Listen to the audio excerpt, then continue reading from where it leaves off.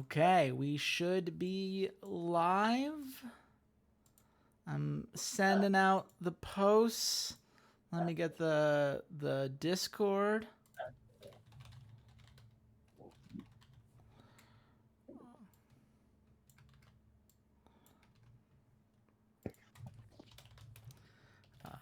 And we'll go from there.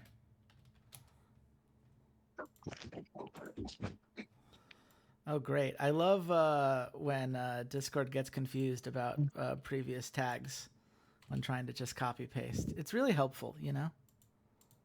What a healthy and well put together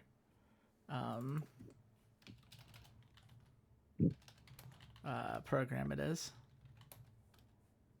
Extremely healthy, extremely well put together. Mm-hmm. Stop complaining. Okay. I mean, it is, except when it isn't, you know?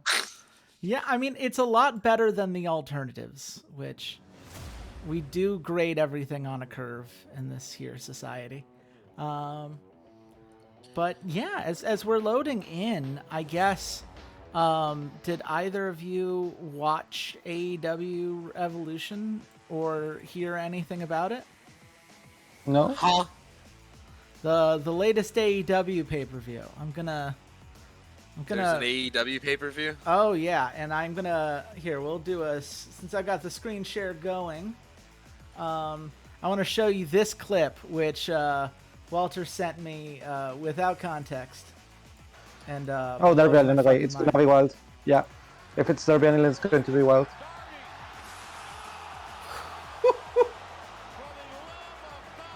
Yeah, that tracks. I mean, holy cow. I have like one question though, like, what was his point of doing that? Well, it was Sting's last match, so he said, "I guess I'll die." He said, "I guess I'll die." Make it worth it, right? That's. Oh no! Oh, okay. Like the other guy was there and he got out. Yeah, of it. yeah. No, Yeah. He got pulled out. Yeah, no, that tracks. I just thought like because the first time I thought I didn't see the other guy, I thought he had YOLO'd. Yeah, from the angle you can't tell because they want to keep the suspense. Stunt dive. That is as close to the stunt dive. I was like, I literally was like, that's fucking insane. Is he okay? Like, I know it's wrestling, but like, Jesus Christ. I think that's potentially the top 5 weird things Darby Allin has done, so I'm not as phased as you. I guess that's fair. I mean, well, the way Walter put it is like, yeah, he's gonna need stitches, but he's fine. And it's like, I guess, man, like, just Darby Allin do be crazy though, but yeah. I guess overall, I'm just glad people seem to have a good time. But you know, this is not about AEW, of course. This is our Journey of Wrestling Rough Drafts Competes League. And we are here today to see who can win this 3rd bronze pay-per-view. And it's a big one for a number of reasons. I mean, obviously, since we did the rescoring, Eduardo, you have been right in the thick of this competition with 4 points on the board. Xander, with your incredible string of weeklies that you can all follow on the YouTubes if you want to see the in-between pay-per-view moments that make these streams possible, 2 5 stars and a 4.75 means that you won the weeklies handily, and by doing so, tied yourself with me at the top of the standings with 5.5 points each, which is terrifying as far as I'm concerned, because I've seen the cards that you have built and the faction feud hype that you have uncovered, and it seems like a lot. So we'll see how that all goes. And of course, Walter, who isn't here yet, you know, he's playing his own game, and that's really, you know, we're happy for him at the end of the day. But yeah, Xander, how are you feeling about everything given the weeklies you had? You know, it's feeling pretty good. The last couple sets of weeklies prior to this one were really me, you know, utilizing that as build, and I did come away with 2 pay-per-view wins. And then, you know, the pay-per-view I don't win, I win the weeklies. So right now, feeling pretty good. Feeling like Gloria Legends has some stuff figured out that the fans are enjoying. And not for nothing, there's some hot stuff on the cards tonight from all of us. But I am, of course, looking to retain my stranglehold on these pay-per-views. Yes, Xander, you have always done a great job layering your feuds to build as much hype possible. Meanwhile, Eduardo, you won the last pay-per-view with a 5.75 star card from just pure ratings alone. How are you feeling heading into this 8th pay-per-view tonight? I'm feeling alright. It's gonna be a lit match, and we're all here for watching a great spectacle above all. So we're gonna have a blast here. Yes. I am very excited to see how your card is coming together. I know that you've been saying your throat's been bothering you a little bit. So just real quick, what can fans expect from Resistance as we're about to jump in here? People jumping through tempered glass, which is more impressive than people jumping through glass. I see. Well, you heard it here first. Tables matches, something to get excited for with the amount of danger being introduced here by the Campeonato de Luchasaur for Resistance. And I say, unless there's anything y'all have in mind, that we just jump right on in here. And Let's do it. Look at this lovely poster here. We've got a 3-way match for the Campeonato Andino Championship that I'm very interested to see what you're doing. I don't think anyone expected Ed Thompson to actually beat Ametralladora Anderson in that, I believe it was an ambulance match in the last weekly here. So we'll see if he can carry that momentum now that the belt is actually on the line. We've got a huge battle royale to look forward to. Quite a few strong women's matches. We're not going to pay attention to the predictions because who cares what the journalists have to say? No one's listened to them before. Why start now? Because we have the Guardianes del Pucara Femenino Championships, a tag first blood match between Bittersweet, who previously held this title until very recently, with Lulu Cherry recently going back and forth for some singles cred in the last set of weeklies. And of course, Lethal Tempo with Skull Dredson and Gina Akatani, who just won at Make Your Choice. Eduardo, what can folks expect from this match? They can expect a ton of action as Bittersweet is going to try to look to regain her title, but Little Tempo are going to obviously try to defend it because they've struggled a lot to get it, and they've only been successful this last pay-per-view. So yes, it's going to be a late match. Yes, you got to hold on to these titles as much as you can, but this is the belt that Eduardo you have switched hands with the most. The prestige drop that comes from quick switches has not bugged you before, so anything is possible here. Xander, do you think that Lethal Tempo is going to retain tonight, or do you think that Bittersweet reclaims the Guardianes del Pucara Femenino Championship? It's gonna be a Lethal Tempo retention, all right? As much as I rooted for Bittersweet last time, I'm being pragmatic here. There's no way to take the belt off of Lethal Tempo, all right? They are getting that attack speed worked up. It's just gonna be too much. Yes, they do have the name that the Riot fighting game should have had. Eduardo, is he right? Is this a Lethal Tempo victory?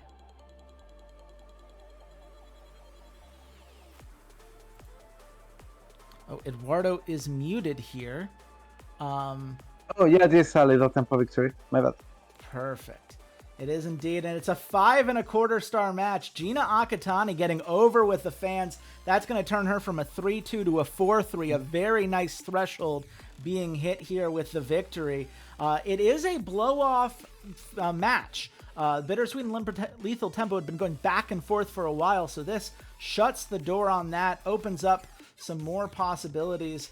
Skull Dredson and Allison Cruzan will probably continue to have some singles action, and we know Lulu Cherry's got her own stuff going on in that division. But it is a nice 5.25 star match. Bittersweet takes a little bit of an overness hit, but nothing that they couldn't handle given how long they had the title. It's a nice boost for the belt, which needs to be built back up. But also, first blood match, now lowered injury moving forward, and new challenger feuds with a higher base height moving forward. Lot of positives to take away from this opening match.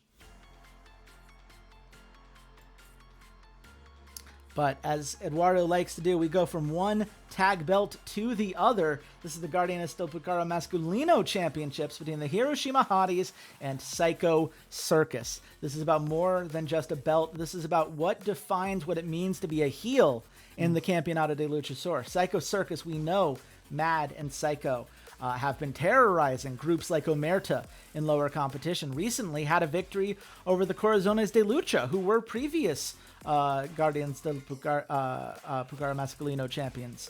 So some prestigious wins here, earning them the opportunity to be number one contenders. But the Hiroshima Hotties, they've had this belt for 2 months. They originally had it before the Corazones de Lucha took it from them. And so this has been, kind of their signature belt. And with Arcangel de Fuego and the School of the Phoenix at their side, it's easy to see why. Eduardo, what can fans expect here? What should they be looking for? They're gonna expect like the revelation of what it truly means to be like a Beatle. Like, is it enough to be like just evil, or like do you need something more? And I think both of these tag teams are going to be like starved to show something more. Yes, they're hungry for it. That's for sure. Xander, is that hunger for the title enough for Psycho Circus to pull off an upset here, or are the Hiroshima Hotties going to remind them that this is no circus? It's not. It's just not. It's going to be Hiroshima Hotties continuing their current title reign. I want Psycho Circus to win. I really do. I'd love an upset, but I don't believe it's happening tonight. Well, but it is happening tonight. It sure is. Psycho Circus, and it's a 6 3/4 star match. Holy shit! Yeah, it's a bit under what I expected, but it's fine. Fine. I mean, that is maybe the highest single scoring match we've ever seen in this competition. Obviously, the Hiroshima Hotties hate losing the belt, but that's fine because Psycho Circus loves getting it. It's a huge overness boost, which is going to push them well up the card. They're now main eventers alongside the Hiroshima Hotties, which don't lose any popularity, which is big in a match like this. The fans are fully into this feud start, and sure, the belt loses a whole 2 points because the reign was a little bit short, but who cares? It's 6 3/4 stars and a huge reputation boost for the Carnival of Carnage.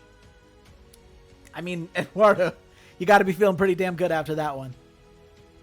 Yeah, I am. Not gonna lie. Xander, are you happy? Yeah, I'm happy Psycho Circus won, of course. Yeah. It's a nice... So your issue was not having faith. I mean, look, if you don't have faith, why are you even here? But also, no holy shit moment granted, despite you giving him giving you your favorite tag team the nod here, Xander. This is noted. It's because I was unprepared. That's all. Okay. Well, hopefully you're prepared for this 9-way women's elimination match, which has quite a few feuds in it. Madison Marlowe versus Ivy Chavez and Ivy versus Juno Ripshaw. Both of these have been solo feuds. Ivy Chavez, of course, Mrs. America, the 4-3 face, who has done some great work as part of the Tag Dominion, as well as a nice little solo streak before her recent couple losses. You see La Fantasma and Keegan Cohen, members of Phantom Troop, who are hoping to do some good work here, especially after they've been doing well in their feud against Dominion.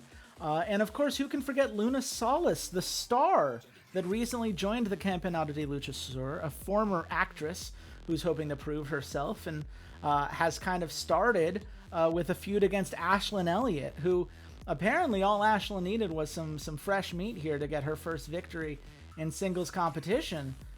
But of course, we can't forget Suki Akiyama. She is the one. She is the one person in this match that is on her way to becoming a face of the company.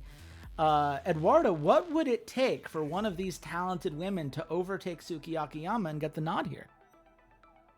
It's going to be a lot of talent, but also a bit of luck. Like Suki Akiyama's on her top of her game, and if anyone like Don't get me wrong, these girls, the Ivy Chavez, Marisol Marlowe, La Fantasma, have a lot of talent, but they not only have to fight against Suki Akiyama, they have to fight each other.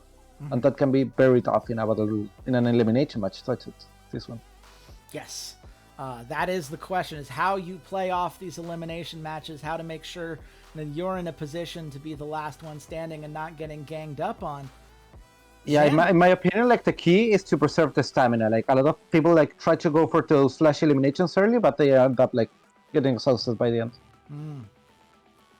That is some good advice to these competitors. Xander, who do you think is coming on? All day. Juno Ripshaw time. Let's go. Juno all day, even if it means Suki's at risk of falling? Yep, even if it's at risk of Suki falling. All right, I'm rooting for who I want to root for, not forget the stats. Juno Ripshaw to the moon. Well, is he getting a squish, Eduardo, or do you have something else in mind? No, unfortunately for this match, I have something else in mind. Yes, Suki is indeed winning this one. She's just one of those talents. She's so far ahead from a popularity perspective. It would be worse for everyone if she didn't get the nod. Losing to her in no way looks bad, and you can tell because it's a hot match. Everyone gets an overness boost, including Keegan Cohen, who gets a +6 to her overness. I imagine. No, I could have sworn that would have been a holy shit moment, but yet here we are. It looks like it's just her gimmick finally caught on a little bit more, so good for her for that. Some nice morale boosts. Everyone just happy to be in a match with a talent as big as Suki Akiyama, and it's 5 stars. I didn't realize this. Your elimination was not gold yet, so your injury rate has decreased on a gimmick match for the second match in a row. Xander, any thoughts that you have before we move on to the next match? Nope, Juno should have won. That's it. Eduardo, you happy with your 5-star match here? Yeah, I'm happy with my 5-star match. That's good enough for me. Fair enough. It is, as everyone who's been watching these for a while knows, the lowest scoring matches do get dropped at the end of this. We don't know if 5 stars will be the lowest, but certainly that's what Eduardo's hoping for after the incredible card he had last time around. But we move on now to quite a match. Jordan Amir, Adriano Cicelli. I mean, these two were going back and forth for, I believe it was the Campeonato Antu title. Jordan had took it from Adriano, then they both lost it in a surprise upset by Gabriel Rivera, who we will see in just a moment here. Each of them has blamed the other. Each of them has had a chance to beat the other one up. And Eduardo, you've just let him loose in another street fight. What should fans be looking for as these two bitter rivals go head-to-head once again? Honestly, they're gonna have to expect both of these wrestlers like giving them all, because like a win here is huge, as they're going to be promoted into face of the company. So they have a lot of stakes here in this Street Fighter match. Yeah, this is definitely one where you can't just look at Jordan Amir's 1010 and say that, oh, well, he's got to get the win here, because he has not started the face of the company journey. And Adriano, with a big enough win, could easily get there. Both of them have that opportunity. The question is, Xander, who do you think Eduardo's giving that opportunity to at the end of the day? Listen, that's not the question. The question is will I ever root for Adriano Cicelli against Jordan Amir? And the answer is no. I will always root for Jordan Amir. Okay? Always, always, always. Last time I was rewarded, but at the end of the day, the only person who should win this match is Jordan Amir. Adriano Cicelli can take his guitar and shove it. Wow. So this is more anti-Adriano than pro-Jordan. Is that what I'm getting here? No, it's about equal. I love Jordan and I hate Adriano. So it is going in both directions. And our Italian fans have got to have some strong feelings about this Adriano hate. But is he right, Eduardo? Is this a Jordan Amir W? I mean, I'm almost tempted to like reverse my call after that Adriano hate, but yeah, it's a Jordan Amir win. It is indeed. It's correct decision. Thank you. 5.25-star match. It is a blow-off to this feud that's been going back and forth for a while. Those overness and morale changes are nothing that Adriano can't handle. Jordan Amir beginning his run to being a face of the company. And here you go. The first holy shit moment of the night is Jordan Amir reverses Adriano Cicelli's finisher, cursing at him and hitting his own. That's 30 creativity points. And you know, Eduardo, you have been unfortunate. Some real low rolls in some of these weeklies when it came to getting those creativity points. So it's got to feel good to get a holy shit moment this early in the card. Yeah, it feels all right. Fair enough. Well, Gabriel Rivera is hoping to feel all right as he enters this ladder match, defending his Campeonato Antu championship against Gambler. You know, he and Gambler had been going back and forth well before it was a title feud. They both earned their spot in that match. It was a 6-way match, and make your choice. And Gabriel Rivera has already successfully defended it against Gambler. But people who've been following this for a while know that the first time these two went head-to-head, it was Gambler that secured the win. And if you ask Gambler, he believes he's still the better wrestler, and that he just needs that opportunity to prove it. But of course, Gabriel Rivera with the La Sagrada Familia, his faction supporting him every step of the way. Eduardo, what should fans be looking for in this ladder match? I mean, in this ladder match in particular, they're going to have to look for high falls and a lot of interesting opportunities from which Gabriel Rivera and Gambler can show off their acrobatic skills. These wrestlers are not afraid of throwing off the top rope or the top post, and they're going to give it all. Absolutely. Gabriel is indeed a gifted acrobat. Gambler knows to show up in big moments, and his natural heel nature makes him perfectly suited for a feud like this. Xander, who do you think is getting the nod tonight? I want to see Gabriel continue winning. It should be Gabriel dub. I think Gambler will have his time. It just doesn't happen to be tonight, you know? Yeah, I mean, Gabriel Rivera just won the belt. Feels like you would want to keep it on him. Are we right, Eduardo? Is this a Gabriel victory? Yeah, it is a Gabriel Rivera victory. It sure is, and it's a 5.25 star match. Gambler can take a little bit of a hit here. Perhaps you'll need to send a talent manager to keep his morale up, but you can worry about that in between matches here. No holy shit moment, but a nice experience boost for the Campeonato Antu Championship, a belt that I believe was bronze when this competition started. It's continued to climb and gain some prestige, and I think matches like this are what's going to help elevate it to the next level. Obviously, it's a shame that Gambler falls a little bit in popularity, no longer considered a main eventer, but he's just one win away from getting back there. So, overall, I think a pretty solid match. But we move on to a match that I have been hyped for, the Campeonato Cuyan Championship, an ambulance match between Amber Manning and Layla Abelos. Layla Abelos, we all remember, too pretty to lose, we all said to ourselves, as she disposed of Amber Manning in multiple back-to-back title defenses. And then Walter spoke up and said, you know, Amber Manning would make sense for X, Y, and Z reasons. Eduardo agreed, and it didn't go the way that he had hoped. And so it was no surprise when at Make Your Choice, Layla Abelos perhaps rectified that error, put herself back on the road to being a face of the company, and is looking to have her first defense since winning that title back. But of course, Amber, you know, she's a former volleyball player. She has been tenacious on every weekly. All she does is ask for opportunities to prove herself, ask for more spaces to show how talented she really is. Eduardo, what do you think Amber Manning has to do to defeat Layla Abelos tonight? She's gonna have to quote unquote grit it out. This is not going to be a match of which wrestler is better on paper, on technique. They are very talented, both of them. Mm-hmm. This is going to be just of resistance and being able to read your opponent and being able to counter it. Mm-hmm.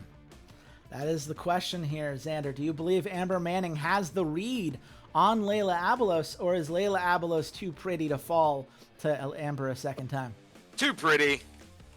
Yeah. Too pretty. It's Layla Abelos time. Layla Abelos just got that important win. It's not going to stop today. Is he right there, Eduardo? Yeah, he's right.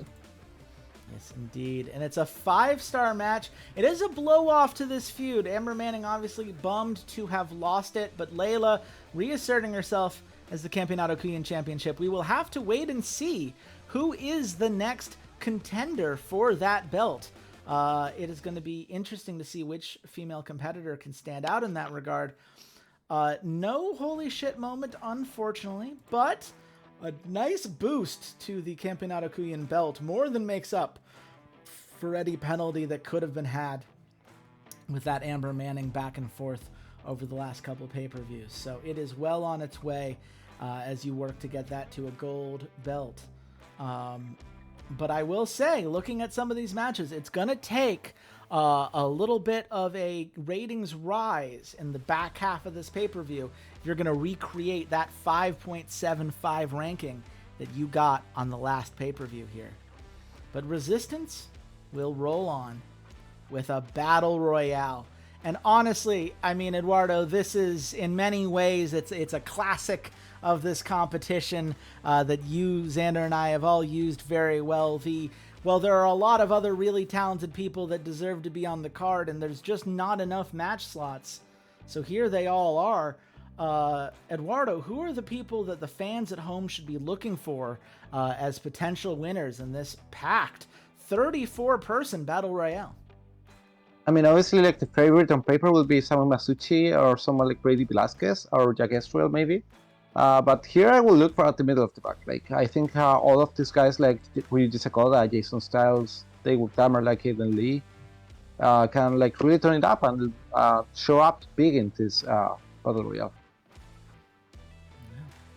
Absolutely. I mean, obviously, Xander, you've been with me on the weeklies. You know a lot of these wrestlers back and forth. You've seen their ups. You've seen their downs. Who do you think Eduardo is giving the nod to tonight? I don't know. I don't know. Isamu? I genuinely don't know. I think maybe Isamu or Daiwick is who he's giving the win to.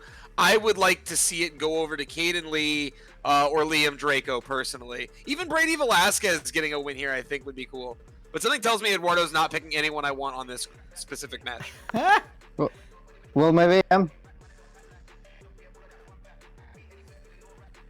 Sorry, I couldn't quite hear that, Eduardo. What'd you say?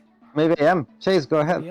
Yeah, maybe you are, because it is Liam Draco who is getting the win here tonight. The surprise wins from Eduardo. Thank you, Eduardo. I will say, gotta be tough for Isamu Masucci fans. The face of the company here is on a 9-loss streak. If Walter were here, he'd be furious, but he's not, and so we can celebrate a 5.25-star card, a nice push up the ladder for Liam Draco. He's now just 25 points away from beginning his own journey to become a face of the company. We're seeing a couple more gimmicks progressing, people clearly getting more and more over with the crowd. And again, when you pick what Xander likes, it tends to go well for you, Eduardo. And Liam Draco spearing Christopher Knox through the barricade. Most of the time. For creativity. Yeah, not all the time. I don't think it's pure magic, but I do think that every now and then he just DMs the designer of this game, because he does have the developer in his DMs, and make sure that things go a certain way.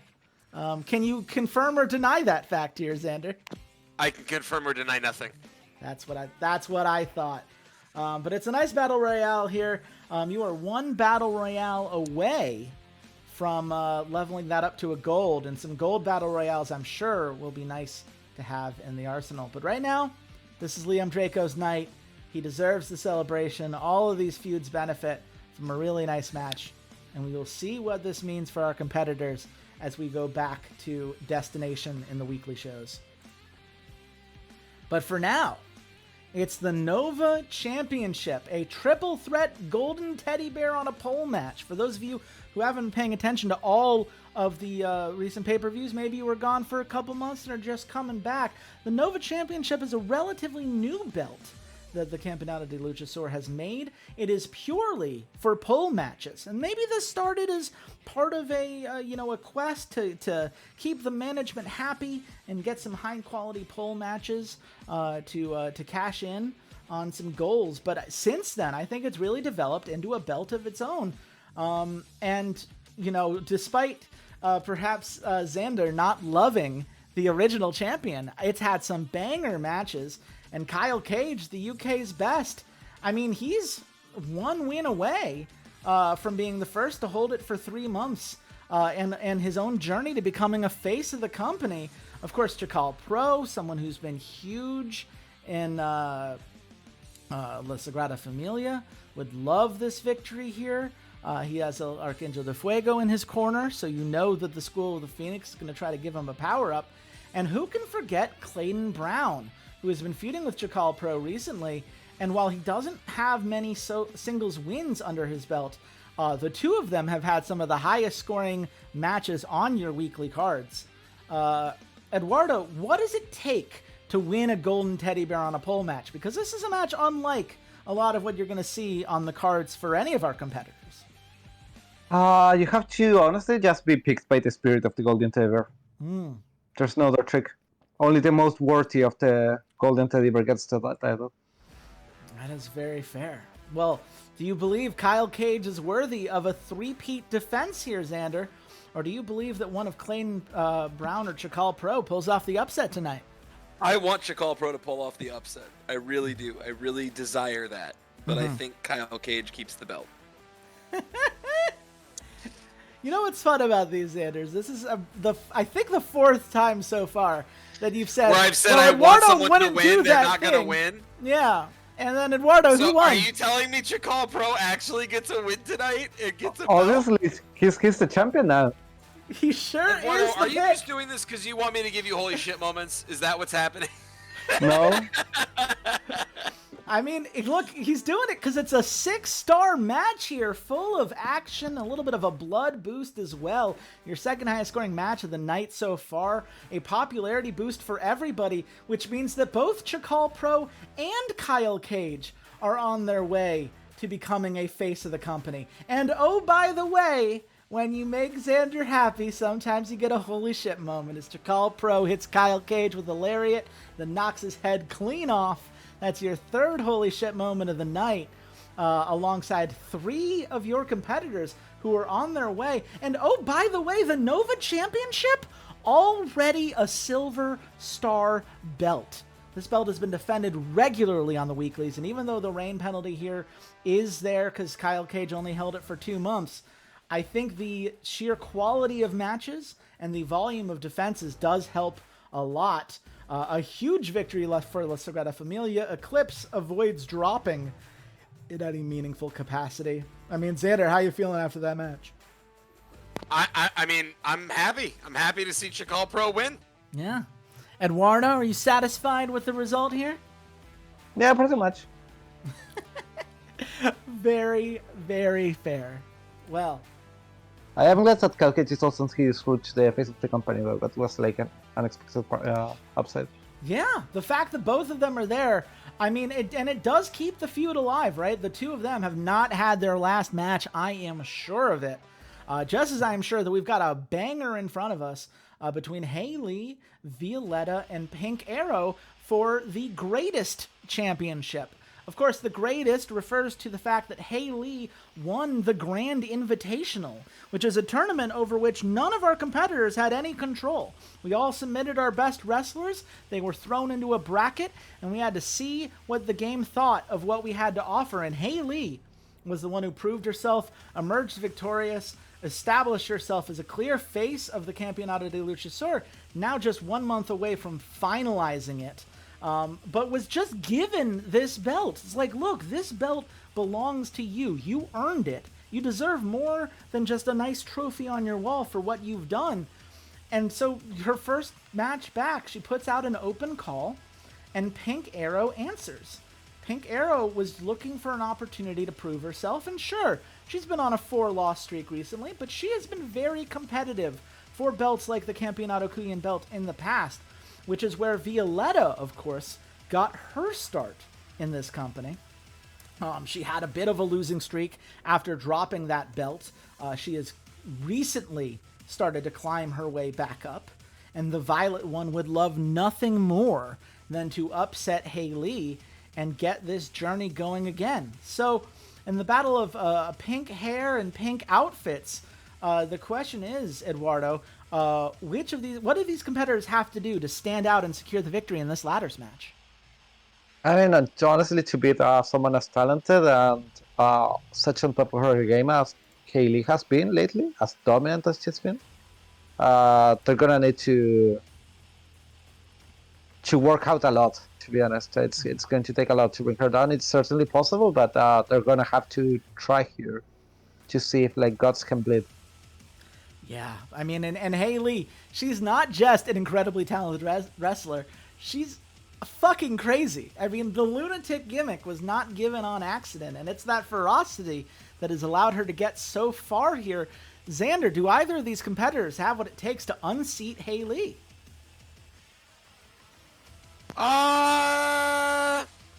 No.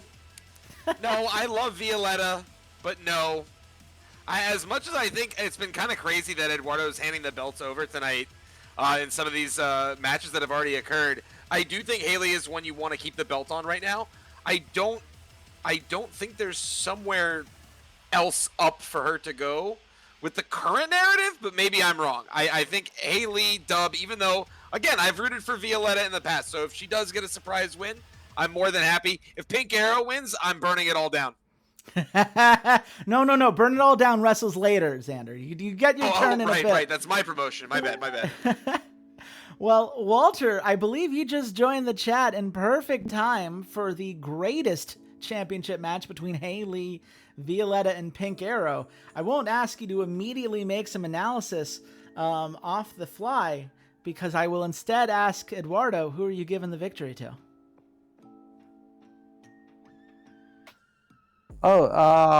It's gonna be a complete defense by Haley. It absolutely is. It's a 5 3/4 star match. A nice popularity boost for everybody. It is a blow-off in a feud that Haley had with Pink Arrow, a feud that I believe went hot in this match. Eduardo, you knew going in the feud had room to grow, but you said Haley wasn't pleased with her last match against Pink Arrow. There was a bit of a morale hit for wrestling someone she thought was a little beneath her. And so you said, you know what? Do it this now, and you're done. I'll let you focus on people you think are more your speed. And you did fulfill that promise, even if it means that a hot feud has been kind of left to the sidelines here. It has started a new feud with Violetta and Haley. Haley, of course, now officially a face of the company. And what do you know? Another holy shit moment as Haley jumps off the ladder onto Violetta, putting her through another ladder, which gets another 30 creativity points. I mean, Walter, now that you're here, you're seeing 3 people on their way to becoming face of the company.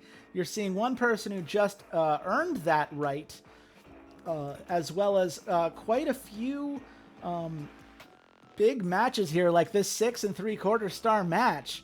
I mean, how are you feeling watching the Campeonato de Luchasaur kind of set the tone for the rest of the night? User has left the channel. Oh, man. Well, it was the case last time that Eduardo set the pace and none of us were able to keep up. We'll see if he can have more matches like that one to increase that degree of difficulty. But we move on now to the Toki Championship. It's a first blood match. Conrad Supernova versus El Cuervo. This is a story that if you've been following this league at all, you know very well.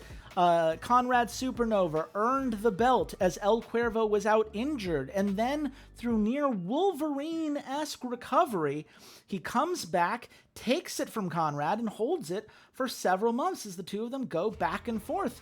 But just last month at Make Your Choice, Conrad Supernova finally overcame El Cuervo, took the title back. A title that he believes should have been his all along. This is how he made a name for himself in the Campeonato de Luchasaur. It's a title that he holds near and dear to his heart, and it meant a lot to him for the Supernova to reclaim it.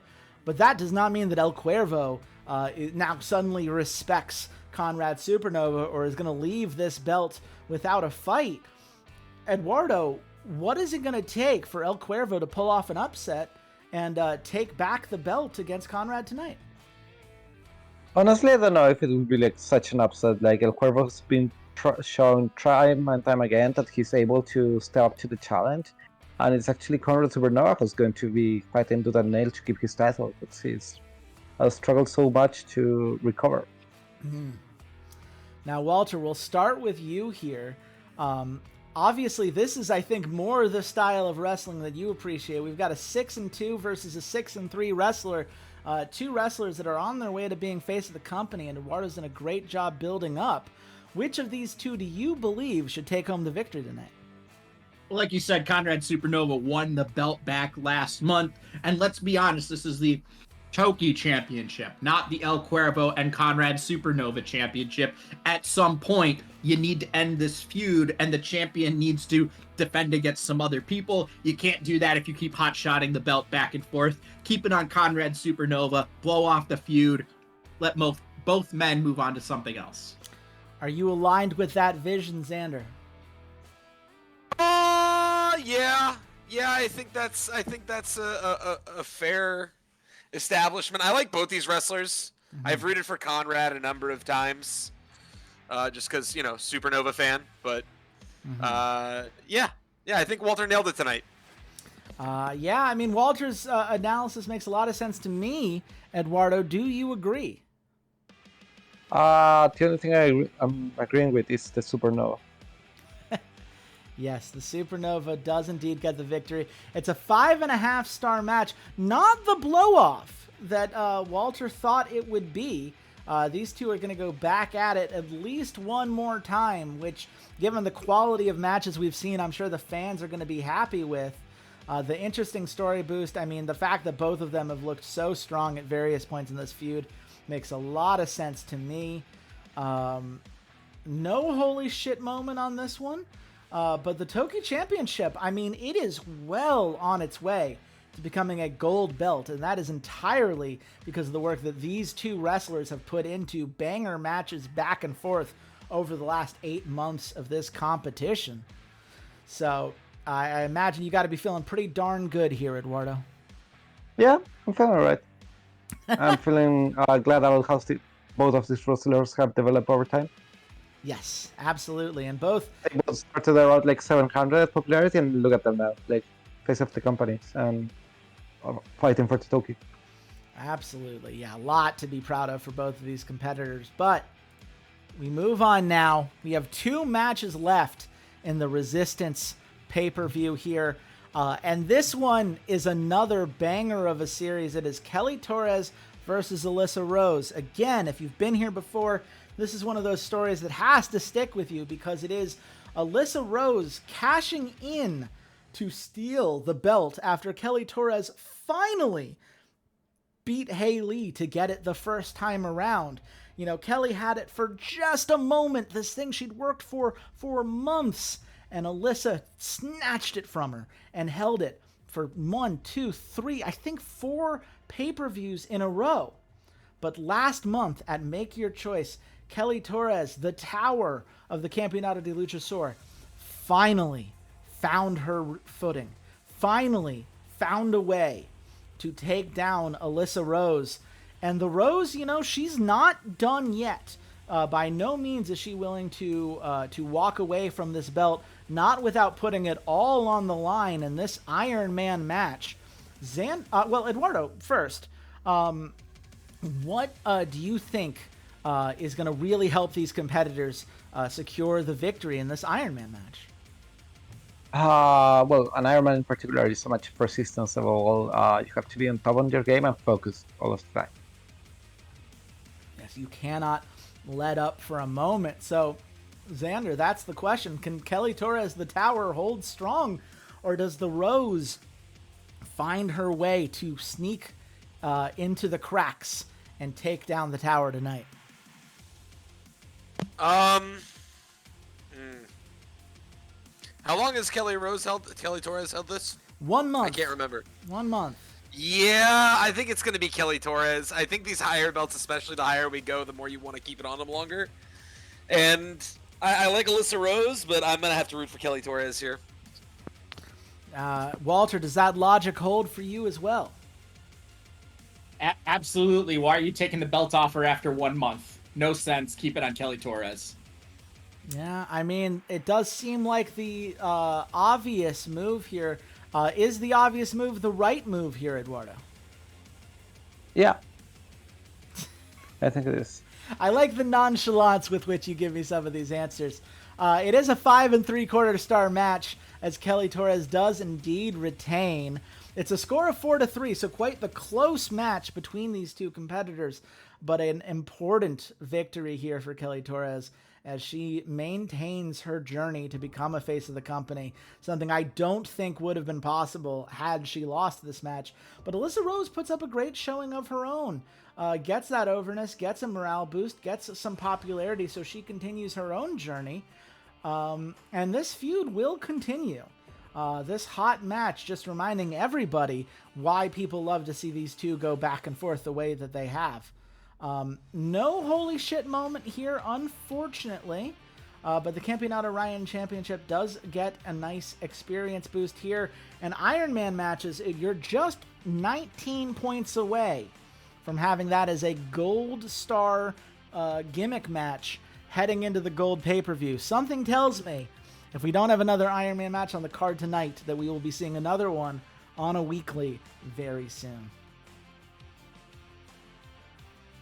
But we move on to the last match of the night, which is a reminder for those of you who do not play Journey of Wrestling. This is a match that is guaranteed to be scored and gets double the points compared to the other matches here. So a top score here can make or break a card. And what a match it is. It is a triple threat ambulance match between Amatryadora Anderson, who won the belt 2 months ago in a cashing in of a contract he won at a prior pay-per-view, against Shichiro Ishihara, the former Campeonato Andino champion, and who had held it for, I think, the first 4 or 5 months, give or take a single month, in which somebody may have misclicked at a certain point in time. Yeah, who would do that? I can't imagine Definitely what not, asshole. Chief. Yeah, Definitely not. Definitely not. The computer was hacked, I'm sure. But most surprisingly, I think for a lot of people, Ed Thompson, who, people thought like, oh, Amatryadora, he's on to bigger and brighter things. But Ed Thompson says, look, I'm willing to prove I deserve another shot at this belt, and I'm willing to wrestle you without a title on the line to make that happen. And he did get the win, earning his opportunity to be in this match. So, Eduardo, for this triple threat, what is it going to take for either Ed Thompson or Shichiro Ishihara to unseat Amatryadora tonight? Honestly, he's gonna have to be very vigilant and careful about how he approaches this situation. He's not gonna be fighting one but two opponents, and that can throw anyone off very quickly. Yes, we have seen in the Stamford Wrestling Alliance, for instance, sometimes faces will team up against heels even if they're not in the same faction, because sometimes evil just needs to be defeated. Walter, do you think that Ed Thompson being here could be enough to push Ishihara over the top, or do you think Amatryadora retains? Absolutely not. See, here's the problem. Sometimes baby faces get in the way of other people. Last Sunday night at Revolution, Samoa Joe, Hangman Adam Page, Swerve Strickland. Now, granted, Swerve is kind of a heel, kind of a tweener. Hangman Adam Page, kind of a heel, kind of a tweener. But they got in each other's way and allowed Samoa Joe to walk out as the AEW champion. I assume the same thing will happen here. And Mr. Anderson. Love it. Can't say it tonight. Mr. Amadorison. Listen, Worcestershire Anderson is going to win tonight. Well, how do you feel about that prediction here, Xander? I feel pretty good about it. I feel pretty good about Mr. Abatrabadabadabadaba Anderson winning. Yo Gabba Gabba Anderson. Yeah, the question is, will Amatrayadora the Explorer Anderson get the win here tonight, Eduardo? Yeah, I think he will. He sure does. And it's a 5.25 star match. Maybe not quite what you were hoping for, given how good that Kelly Torres-Alyssa Rose match was. But still a solid match, one that gets everybody a nice bit of a popularity boost. You know, it's always tough when you have a face of the company lose here, but Amatrayadora puts on one heck of a match and prevents any sort of popularity decrease. That match would boost their overness if they had overness left to be boosted. But it does give you a holy shit moment. Amatrayadora Anderson refusing to give up as he crawled around for 2 minutes in Ed Thompson's finisher. That's a nice 30 creativity points. It's a nice boost to the Campeonato Andino Championship. I don't believe any factions benefit therein, which means it's time for the final score here. And it is a 5.5 star pay-per-view for Eduardo here tonight. Eduardo, how are you feeling now that you've seen this full package come together? I'm glad about how things are progressing. I think the feuds I'm building are working properly, and the fans are obviously liking that. Mm-hmm. So in that sense, I'm very happy with the result. That being said, about the star total that the game gave me, I would just like to congratulate Xander on beating Chase. How dare you? I love it. I love it. Hey now, what did magically look? Just to be clear here, Glory of Legends champion Johnny Hangtime went out of his way to shit on your company, and you're gonna attack me here just out of nowhere? What did I do to deserve that? I'm pretty sure you've misclicked multiple matches of Eduardo's over the course of the past game. I guess sticks and stones will break his bones, but misclicks are the real enemy. I get you. Oh man. Well, Eduardo, I will have to prove you wrong later tonight. Don't think that I'm gonna forget this the next time I pick my slander competitor segment. I mean, for like the good of the competition, I hope you do. Fair enough. Well, I'm glad at the very least you got some nice creativity points. I think your account needed that boost as you get ready for the gold pay-per-view. So that's certainly a nice win. Are you going to be able to stick around for Walter's card here? No, I'm leaving, but have fun everyone watching, and thanks for tuning in. Yes. Thank you very much for being here, Eduardo. One day, the Chilean time zones, when daylight saving time clips us each in the opposite direction and you're closer to the rest of us, we'll be able to have you for some more cards. But for now, thanks for your time, buddy, and take care. Take care. But for now, Walter, we turn to you and the Stamford Wrestling Alliance. I think it's safe to say you've been playing your own game, right? You have a different goal in mind than just being at the top of our standings in this kind of makeshift competition we've built. So to that end, what are the things that you've put together for tonight's card that people should be excited about? Listen, I'm tanking for the number one pick at this point. I don't think there's any way for me to reasonably catch up. I believe that the hype system, I'm just too far behind. And you know what? At this point, fuck it. I want to book wrestling shows the way I want to, using the rules that I have in my head. Mm-hmm. I want to tell the best stories. You know, at the end of the day, if there's a storytelling championship belt, it's gonna be mine. And I know I said in the weekly that I recorded with you that I agreed with that. I truly thought that I had the best, most cohesive stories from top to bottom, even though Xander here might have the overall best performance with the Hang Time Dynasty. But you know what? It's just like AEW and WWE. All you got's the bloodline, brother. And I've got Will Ospreay with Okada and Mercedes Moné coming in 2 weeks. So with that being said, we aren't starting out with a home invasion or any kind of brawl or anything, but we are starting out with Heizo Ogawa, Kaiichi Sakurai, and Connor Cretin in an Iron Man match for the Intercontinental Championship. Yeah, let's just jump on into it. Look, we got the nice poster here. We are not going to pay attention to the predictions. We're just going to jump into this triple threat Iron Man match. So, Walter, walk us through it. How did we get here? Yeah, so here's the thing. Connor Creighton lost to Heizo Ogawa at the last pay-per-view back at Heatwave in a submission match. You know, Ogawa, this is his realm, right? The Intercontinental Championship is more of a submission shoot fight style of championship.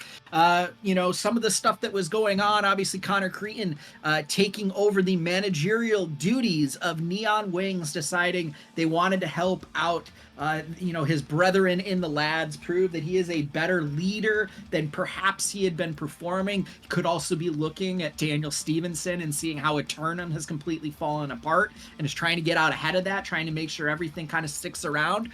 Meanwhile, Made in Japan with Heizo Ogawa and the Empress Kabuki at their head, they had a trios match last week with the lads, again, because of kind of the interactions between Connor Creighton and Heizo Ogawa. They aren't done with each other yet. The lads happened to win because of a returning Kaiichi Sakurai, who we had not seen since he lost at Schools Out in that ambulance match to Heizo Ogawa. Obviously, Ogawa frustrated that he thought he was done with Kaiichi Sakurai, but Sakurai still has a bone to pick with Ogawa and his former mentor, leading us here to this trio Iron Man match. Yeah, it's one heck of a match. Ogawa has stood so tall. He has yet to lose in singles competition, has held this Intercontinental belt for 4 months now.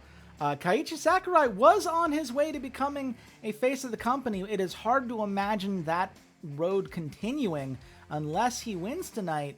The question is, Xander, which of these three competitors do you think is emerging with the victory? I'm going to need you to hover over Heizo Ogawa there for me for a second, just so I can talk about him. Heizo is a phenomenal competitor, all right? But I do think that tonight is the night he loses the belt. And I think some part deep down wants to see Keiichi Sakurai come out with the win. For one of the few times in the history of recording these pay-per-views, our heel announcer wants the face to upset Ogawa. Yep. I mean, he just fell below face of the company status, right? Which isn't really impacting my decision here. I like Heizo to the moon.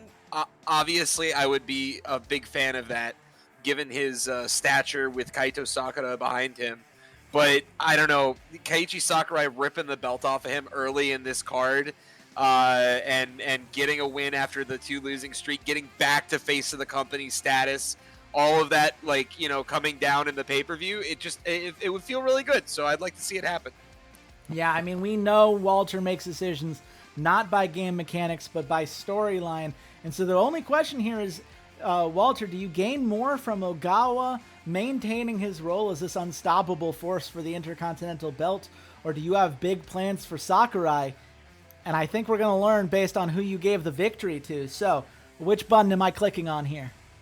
So here's the thing you need to remember, Xander. What's the best story, right? What's going to be the better story for anything? And for me, when it comes to champions, is it compelling enough to take the belt off of them? And then what am I going to do with that champion once it's done, right? Usually a championship handover means the story is over, or maybe you get one more match in it.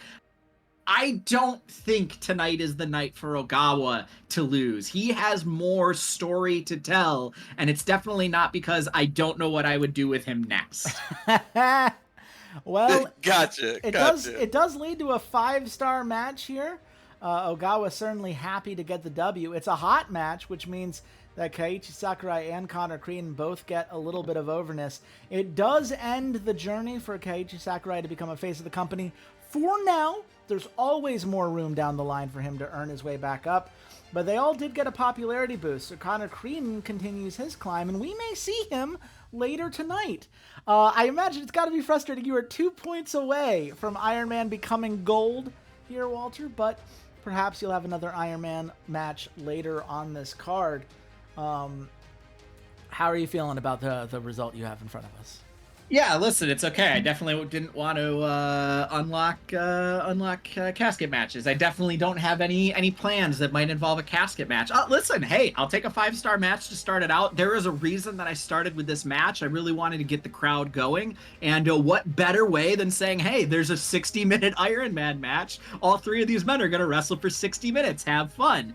And Ogawa winning 3-1 is pretty incredible. That means that one of Connor Creighton or Sakurai did not get any fault.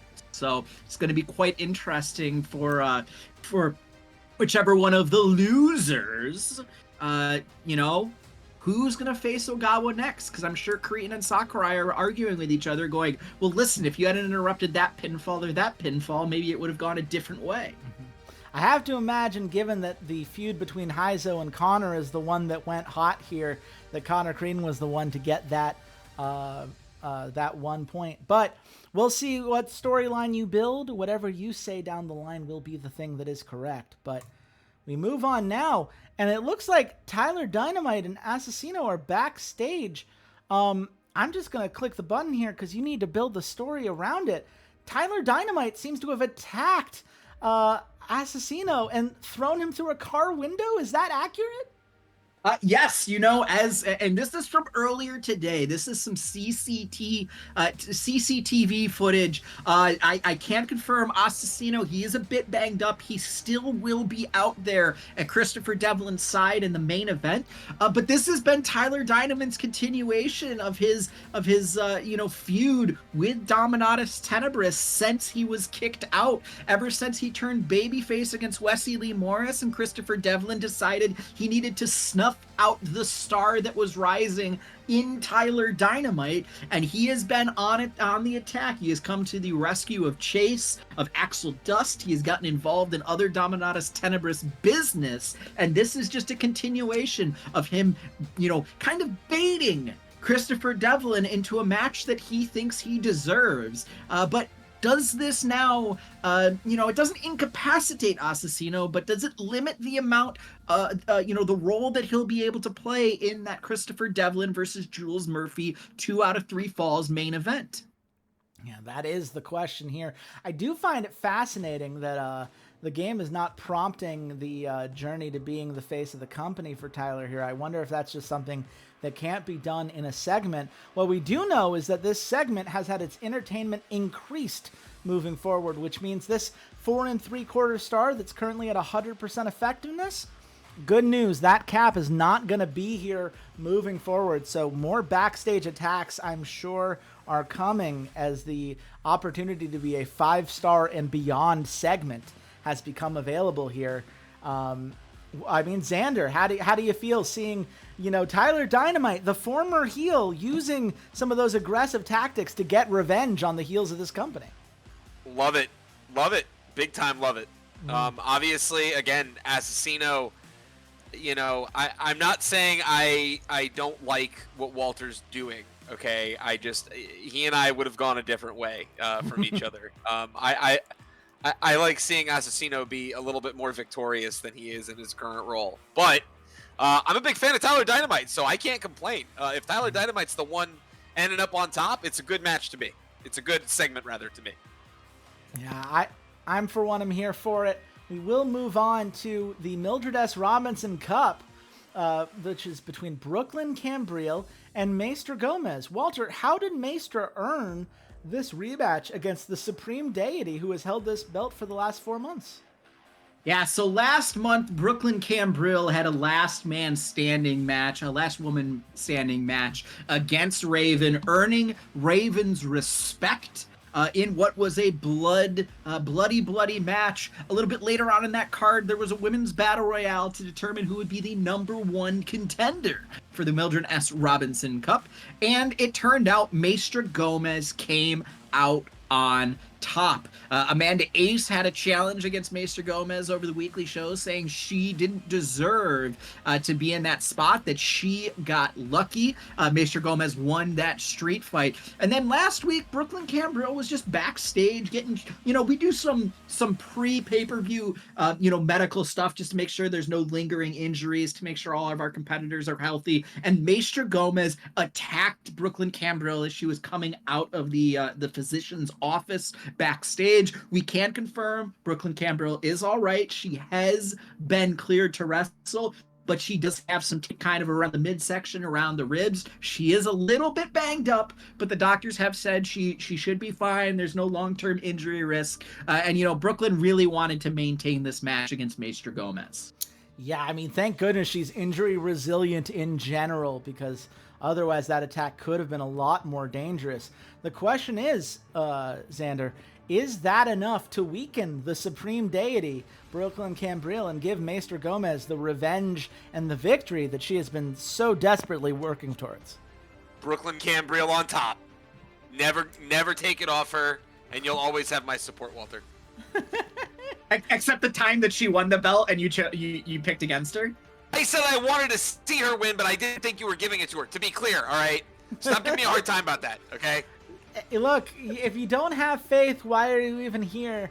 But you've been right on Brooklyn since. Is his faith in the supreme deity rewarded tonight here, Walter? Listen, as the one babyface champion in the company, yeah, she has to win. Brooklyn Cambrille will win this match. It's probably a little bit closer than she would have expected against Maester Gomez, who really doesn't rely on any of her cheating kind of interference-based tactics. She really gives her a run for her money in a clean match. Yeah, and this is a no-gimmick match, going to 5.5 stars, which means it was a base 5 stars just from the quality of these two competitors. The great form bonus really pushing it over the edge here. And it's a reminder that pure companies, when given the opportunity, can put together some great matches without having to break the bank on gimmicks. It's not enough to get a holy shit moment, but it sure is enough to get a nice boost for the Mildred S. Robinson Cup. This extended reign for Brooklyn Cambrille has to be doing it some favors, as she has defended it time and time again. Walter, what's going on through Maester's head as she's walking off the out of the ring tonight? The crazy thing, she didn't even come back through Gorilla. She just walked off past the stage, off to stage left, and just walked out of the building. I'm not quite sure what's going on in her head. Again, normally we have our wrestlers come backstage, get checked out after a match, even something without a gimmick. So we will have to, check in with her and see what's going on, how she feels after this loss. But an excellent victory from Brooklyn Cambrille. Absolutely. Continuing to prove why she is well on her way to becoming a face of the company. But we move forward to a fatal four-way tag ladder match for the SWA Tag Championship between Hollywood Bound, Pocket Rocket, Prodigious, and I'm gonna make sure I understand here, a tag that's not a formal tag yet, between Axel Dust and Chase. What are they doing here, Walter? Oh, so Axel, Dust, and Chase have interacted a few times, mainly dealing with Dominatus Tenebris. They've rescued each other from a couple of backstage assaults. They've, wrestled with each other once or twice in the past. And what basically happened here is that Walter booked 2 heel tag teams to beat babyface tag teams, and then realized a trios match of 3 heels might not be the best thing to do. So he went, well, I don't really have any other babyface tag teams I want to put in this spot, because Down Under and Hollywood Bound, their feud history is a little stale. What could I do? And I did have an intention of getting Axel Dust and Chase, or Axel Dust, Chase, and Tyler Dynamite all kind of working together, a little bit here and there, since they all have their problems with Dominatus Tenebris. So I came up with the perfect plan of, let's throw Axel and Chase out there against the Scribners. Let me see what fucking happens. And they won. they beat an established tag team. They beat the Scribner brothers, which was kind of incredible for them to earn their place here. I talked to both of them after that match, and even earlier tonight, they said, listen, we aren't 100% sold on this tag team thing. We both still have our singles kind of goals. Chase still has unfinished business with Christopher Devlin, but you know what? We're willing to give this a shot. We're willing to see what happens here, and who knows? Maybe we've got something crazy brewing. Maybe the SWA has a new tag team. Yeah, we will have to see if this cements itself. I love that you call them a babyface, because Axel Dust, not a face as of this time. He has established himself as a neutral wrestler, and I'm just waiting for the face turn. I'm waiting for that moment, given the ways that he has stepped up and helped the faces of this company for a while now. The question is, Xander, is this combination of Axel Dust and Chase enough to upset the dominant force that is Hollywood Bound? Or do Pocket Rocket and Prodigious have what it takes to pull off an upset? Especially since, and not to muddy the waters too much here, Walter may or may not have a quest to get Trevor Ace to be a main eventer before the end of the next couple months. I like all the wrestlers here, but I think it's got to be Hollywood Bound still. I don't think I want Prodigious to end up coming away with this at the end of at the end of all of this that has gone down. I want it to be Prodigious. I just don't think it is yet. Well, Walter, does Hollywood Bound maintain their 5-match winning streak, these regular defenses of this tag championship belt? Yes, Hollywood Bound is going to win this. And Xander, I would really like if you stopped looking at my notebook. Oh, man. Well, I cannot and I will not. Walter, look at this. It's a 6-star match. Is this your first 6-star match of the competition? I believe so. I believe this is my first 6-star anything of the competition. Well fucking done, man. Hollywood Bound playing to their strengths. Everybody getting a popularity boost here. Everybody getting an overness boost here, as this match certainly goes hot. It's a huge push for the SWA Tag Championship, really elevating this belt that is well on its way thanks to the sheer star power of Hollywood Bound and the charisma that they exude. Well on its way towards becoming a gold belt. It starts the feud between Pocket Rocket and Hollywood Bound in a really nice spot. No holy shit moment, unfortunately, but when you have a 6-star match, who cares, honestly? That's got to feel pretty darn good. I don't know what to say. Listen, my intention at the beginning of this entire thing was I wanted to have the best tag division out of the 4 companies. I really targeted it. I picked a lot of tag teams. I broke up one of my babyface tag teams because Cobra Gaston has just become a monster of a heel and a great kind of lower to mid-card champion. And yeah, I really feel like it's finally starting to pay off. And maybe, we're just a couple weeks away from my tag team tournament that will be ending at the Harold G. Vincent Memorial Cup. So I'm very excited to see how that tag tournament goes and who ends up winning it. Yeah, I'm so excited to have a tournament, man. We have not done one of these yet. I believe you will be the first to do it unless Eduardo or Xander surprises me. We're going to have to do a special episode for that one because of the way that the tournament system works out. But for now, Hollywood Bound can celebrate a well-earned victory, and you can celebrate a 6-star match. Well done. But here we go. We've got a slander competitor segment, and I believe that this is targeted at Glory of Legends here, Walter. Absolutely. I have heard Xander talking a lot of shit about everyone. Not just myself, but, particularly Eduardo. And I feel kind of a certain kinship with Eduardo, kind of being here at the bottom, 3rd and 4th place when it comes to the weeklies. So I had to stick up for my buddy, who I do think is doing his own thing over there and really, has given me some things to think about. The pole matches, having kind of an iconic match for his his promotion, I think, is really cool. And here's to the little guys. So I sent out my heel trios champions to slander Xander, and it's definitely not because I didn't have a match for them and I just wanted them to be on the card.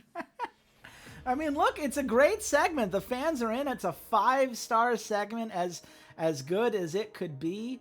It added some hype to this pay-per-view, which, given that you don't do the same volume of layered feuds that someone like Xander does, certainly can't hurt when you're trying to determine the kind of flow of fans in and out as a result of these pay-per-views.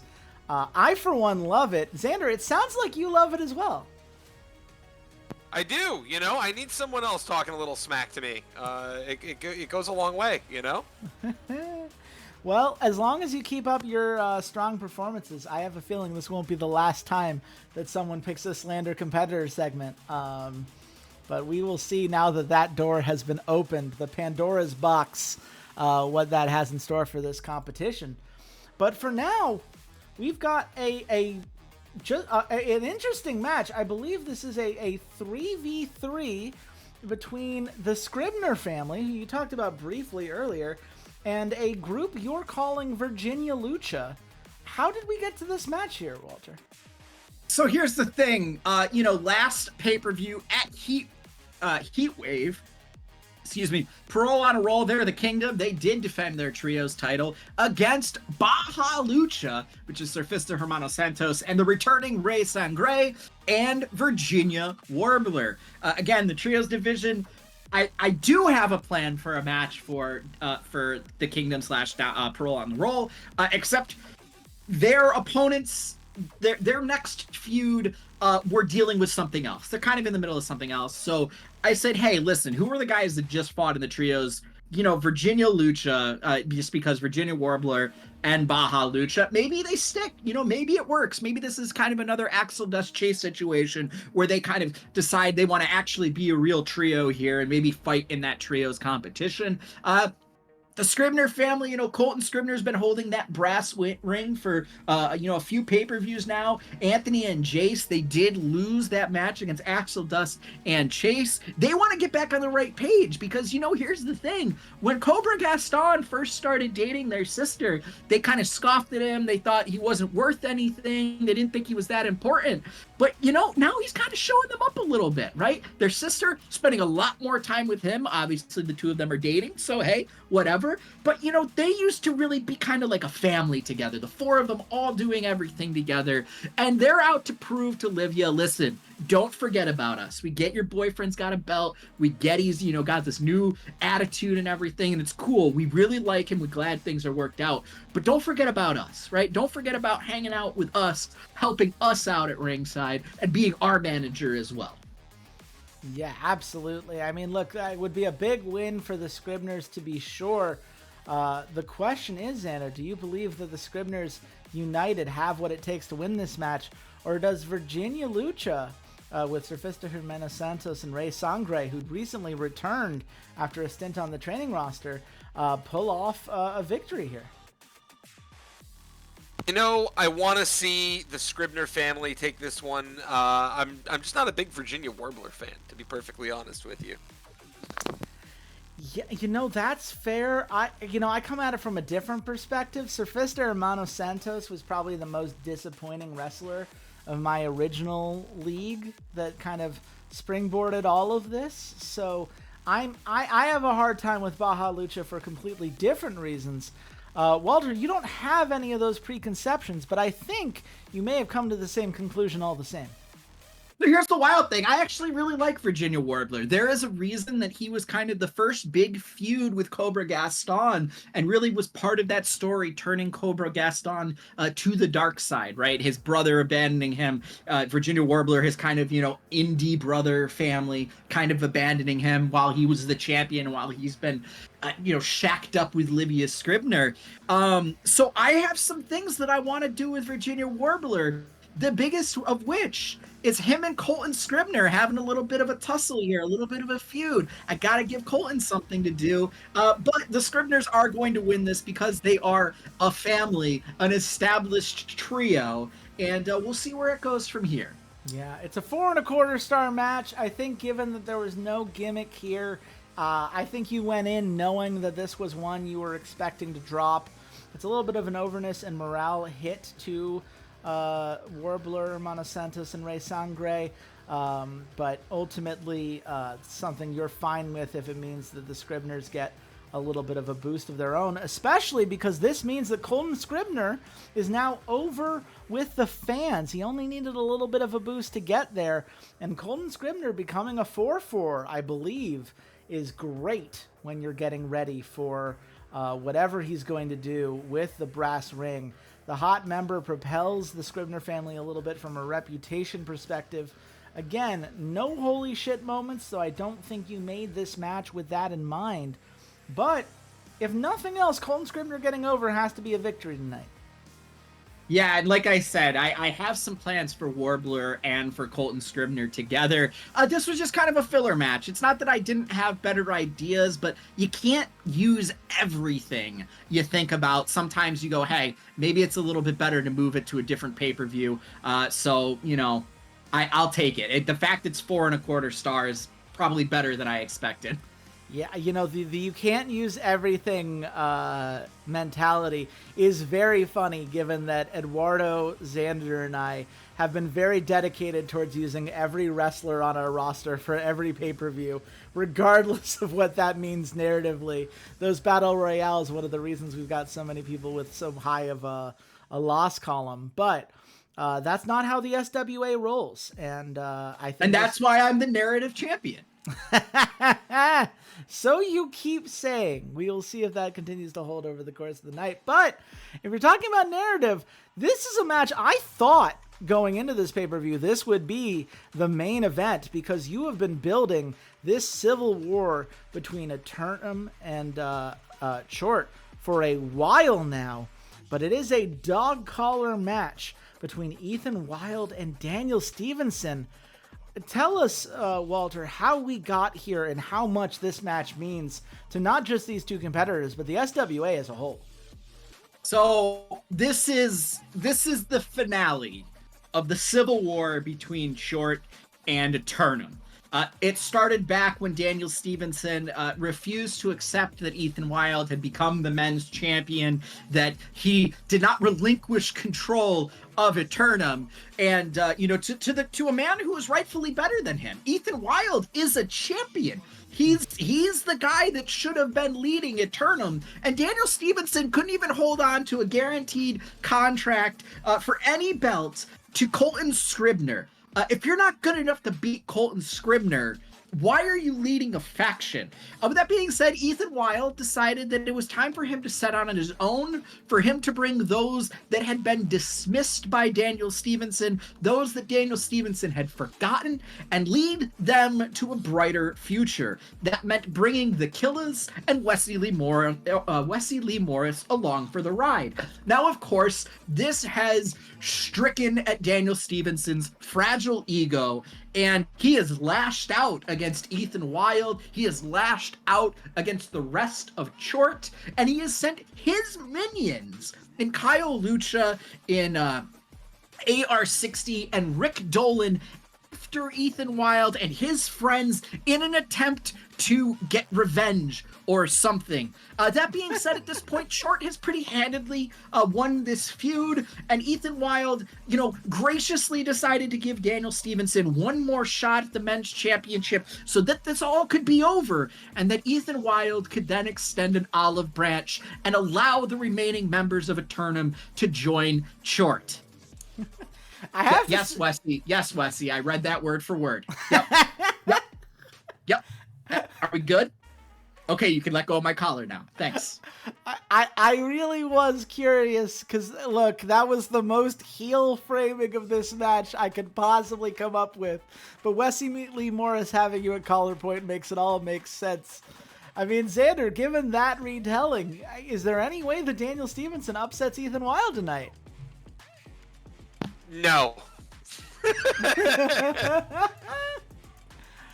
I mean, look, Daniel Stevenson, he's on his way to becoming a face of the company if he wins tonight.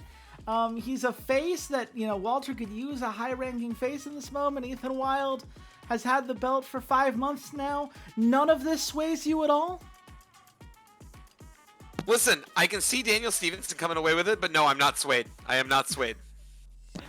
Walter, is he right? Is this an Ethan Wild W? Wesley, you can let go of Xander's collar too. It's not necessary, buddy. Listen, I fucking love Ethan Wild. I fucking love this man. There's no chance he's losing this belt here tonight. This feud is over.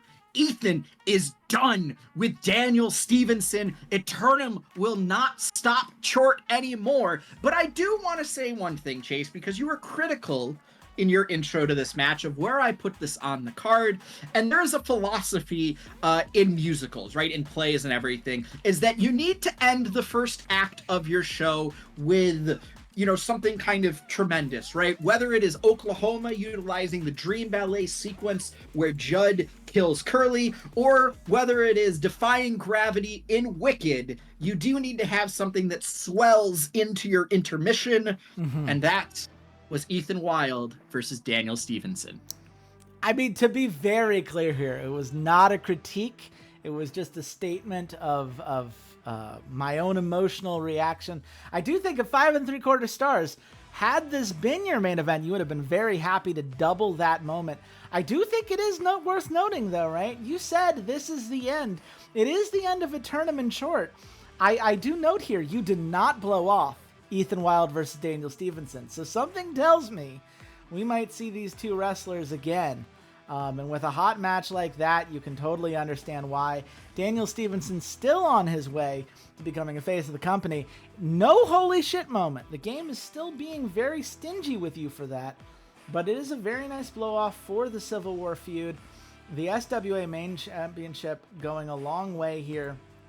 Eternum, I mean, look, this Reputation 1, the game is so deeply punishing of high-quality wrestlers leaving in order to do a Civil War style story. This is something I've talked about with Xander off mic. I do think this is a flaw in the game design because, yes, obviously losing prestigious wrestlers has an impact, but from a narrative perspective, fans are more hype with a Civil War story than they would be if these members just stayed where they were. I think the punishment is too severe. I think Eternum certainly is better than a Reputation 1 faction would indicate, but short hitting Reputation 6 off of this victory does make a lot of sense to me. And I think it's a nice boost for the Civil War feud. I think it's a nice boost for the dog collar match, which is well on its way to becoming a gold match in and of itself.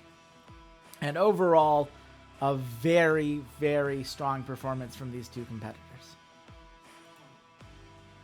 But you're right. Look, it was the end of the first act, and we have a bit of a main event package, which it looks like not the role that Muhammad Fox was hoping for on this segment.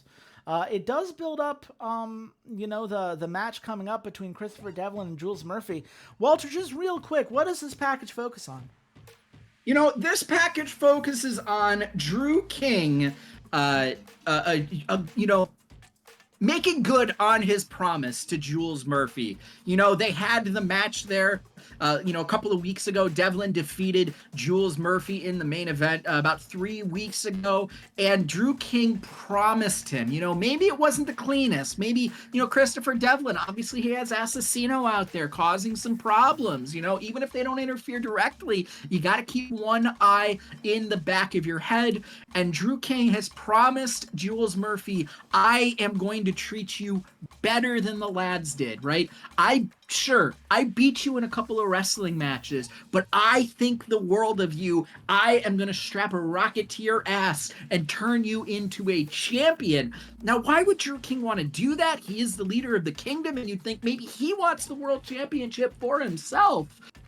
Perhaps he's lulling Jules Murphy into a false sense of security where he will then take the belt from him afterwards. I'm not quite sure, but he has made good on his promises to get Jules Murphy into this title scene, and that means he gets another match against Christopher Devlin here in the main event. I mean, absolutely. We have seen the briefcases of money that he has wheeled out to get these kinds of opportunities. I mean, Xander, how do you interpret Drew King being so proactive in helping Jules Murphy after that headhunting feud wrapped up? I don't know how to interpret it. It's interesting. Yeah.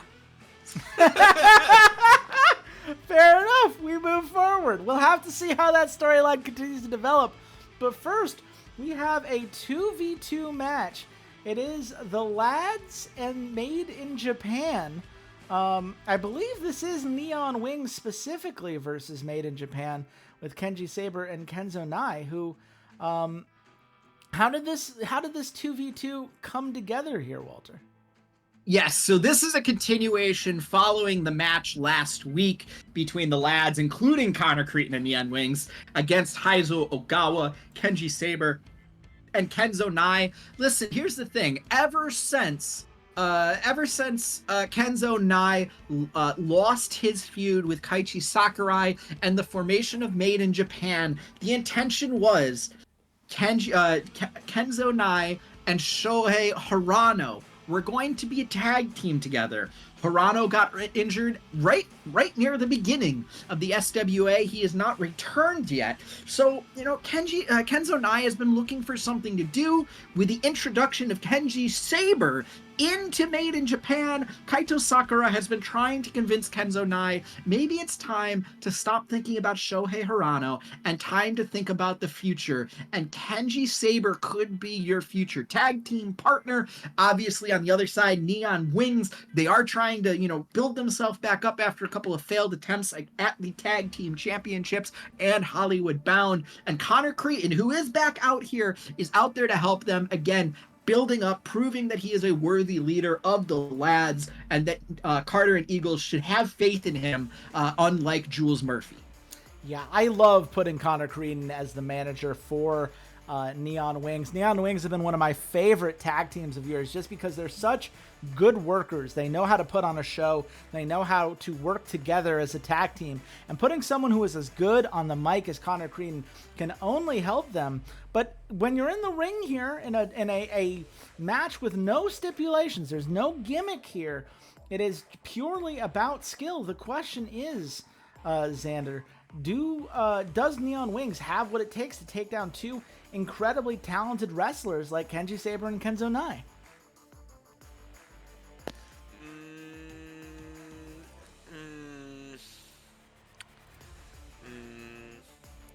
Wait, Eagles, huh? Yeah, I mean, it is Vance Eagles and Ace Carter, yes. On principle. No, I'm just kidding. I was making... That was an Eagle joke. But no, man, do the lads come away with it? You know what? I'm rooting for Made in Japan to win this tonight. Wow. What makes you root for Made in Japan?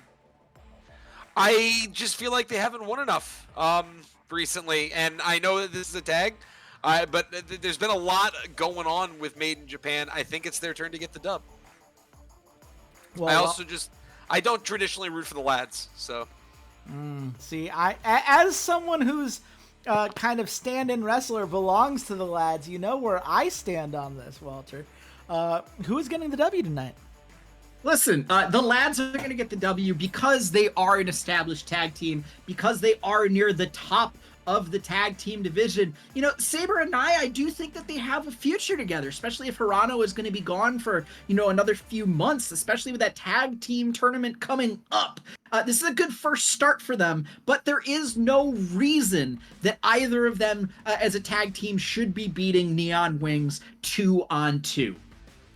But the most important thing here, it's a 5.25 star match. I agree with you that in a 2v2, Neon Wings has the experience here. We'll see what Made in Japan does with it. But most importantly, this is a faction feud. Xander, you love faction feuds. And we're starting here with indeed. Quite the feud between the lads and Made in Japan. This is not a one-off match. This is something we're going to see continue to build. And I, for one, can't wait to see what you have in mind, Walter, as we head into this next gold pay-per-view as the lads and Made in Japan continue to go back and forth. Yes, I'm very excited to see where it goes as well. Well, we move on. You mentioned that this is the Theodore Vincent Heritage Cup that is coming up, and this is the Theodore Vincent Heritage title, which has been held by Cobra Gaston since its inception. He has yet to lose a match in the Stanford Wrestling Alliance. but Kyle Lucha is going to try to change that tonight. How did this match come together? Well, the upcoming pay-per-view is the Harold G. Vincent Memorial Cup. This is the Theodore Vincent Heritage title. Theodore Vincent is the son of Harold G. Vincent. Harold G. Vincent, obviously the founder of the SWA and the patriarch of the Vincent family. How this match came about, Chase, if you remember last week, Kyle Lucha had a match with Ethan Wild as part of the short versus a tournament Civil War best of 3 to determine who would make the decide on the gimmick for the men's championship match that we just saw between Ethan Wild and Daniel Stevenson. Ethan Wild won that match against Kyle Lucha with some help from Cobra Gaston. And when it happened, you couldn't believe it. You were wondering, what does Cobra Gaston have to do with this? Why are the scripters getting involved in all of this?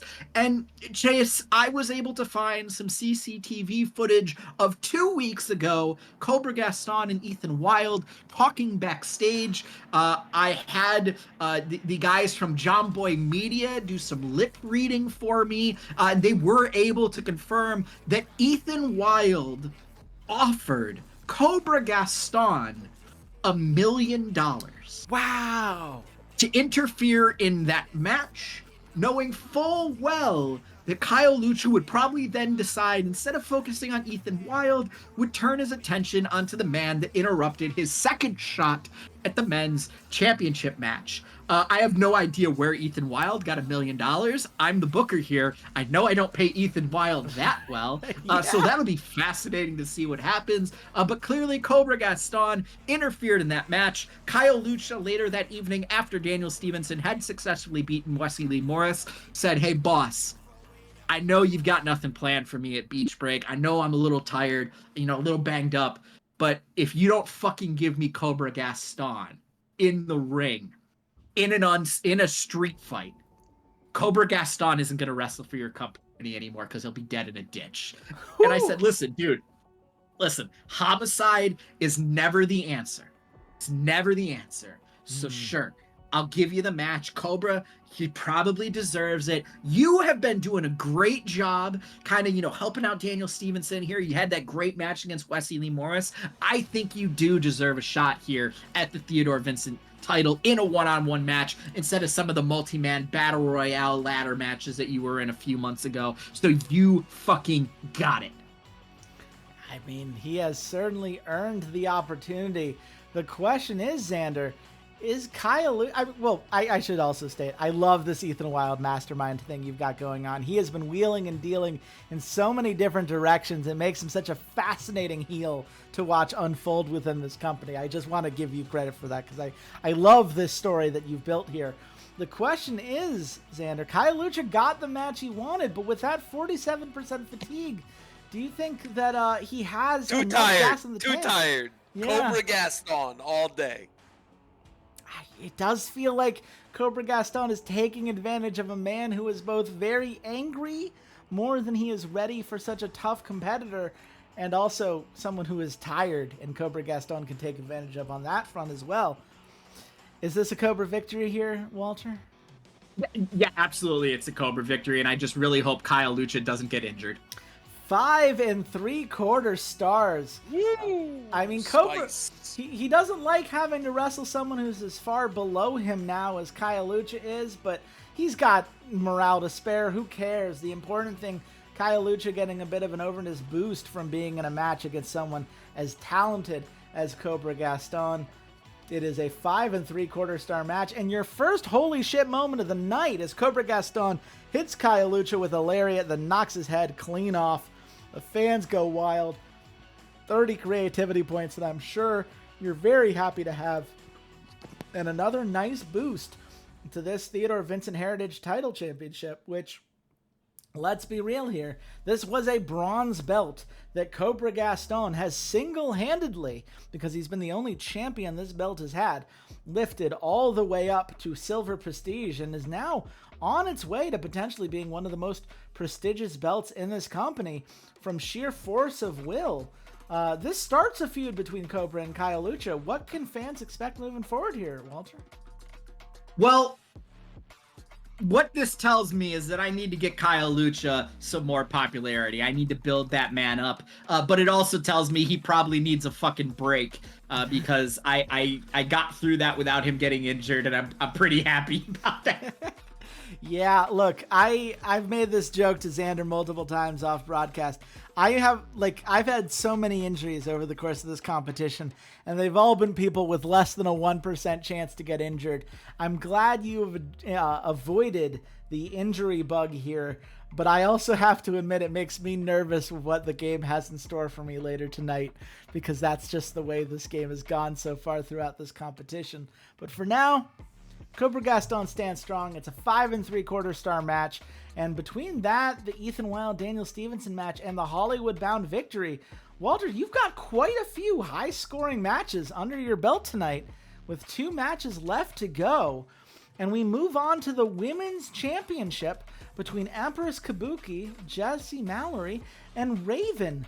And Jessie Mallory and Raven did earn these opportunities over the weeklies. Can you just tell the lovely folks at home how we got here tonight? Yes, Jessie Mallory 3 weeks ago defeated Mei Fukushima. Raven defeated Aiko Haruka. Both of those women having failed multiple opportunities against the Empress Kabuki. They had been part of Tetsuya Funu Sentai, the faction that had started with them and Psycho Sahana to possibly defeat the Empress. She beat them in that 1v3 Steel Cell match where she famously said, I'm not locked in here with you. You are locked in here with me, or something in Japanese. I don't know. I don't speak Japanese. And then last week, the Empress demanded the opportunity to see Jessie Mallory and Raven up close and in person by being the special guest referee in that match, where she let the women beat themselves senseless until she was basically forced to make a count because neither of the women were moving, and Raven had her arm draped over Jessie Mallory, so she got the win there. But the Empress, ever the cunning warrior that she is, allowed her 2 opponents this evening to beat the tar out of each other before facing her tonight. Yeah, the Empress has yet to wrestle on a weekly. She's done her attacks backstage and organized some back and forths over time, but ultimately we're 7 months in. Every pay-per-view she secures the victory. Even in that 1-on-3 moment, she has stood so tall, and after forcing Jessie Mallory and Raven to fight each other, I mean, Xander, the question becomes, do either of these competitors have what it takes to take down the Empress? No, I bet against the Empress last time. I'm not doing it this time. I'm not making that mistake. It's Empress Kabuki. Empress Kabuki puts him in the dirt and then, says to put him in the dirt. It does feel like the Empress is in a league of her own. Given that popularity rating, it's something that Johnny Hangtime from Glory of Legends knows well. There's just nobody in that 1100 plus range. Walter, is this indeed an Empress Kabuki W? Yes, it is absolutely an Empress Kabuki W. And, I get that she's upset that she's facing lesser competition, but what the fuck do you want from me? I don't have any other women that are in the 1100s. Like, you gotta put up with it. I'm sorry. Fucking deal with it. Everybody is lesser competition to someone as strong as the Empress Kabuki. And look, she's honestly... she's still at 82. She's doing just fine. Most importantly, this is a 5 3/4 star match. People love the psychology of this feud that you've built. This idea of Empress Kabuki wearing everyone down to make that win even easier for her.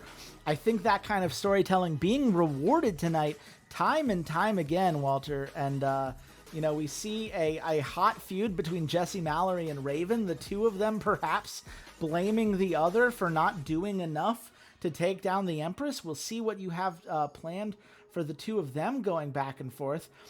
Jessie Mallory and Raven both beginning their own feuds against Empress Kabuki, which are off to a very strong start. And despite no gimmick being here, Empress Kabuki spitting in Raven's face when she asked for a handshake has led to a second holy shit moment of the night here. And I mean, the Empress... what else is there to say? This belt well on its way to becoming a gold belt because the Empress simply does not lose and has elevated this belt time and time again.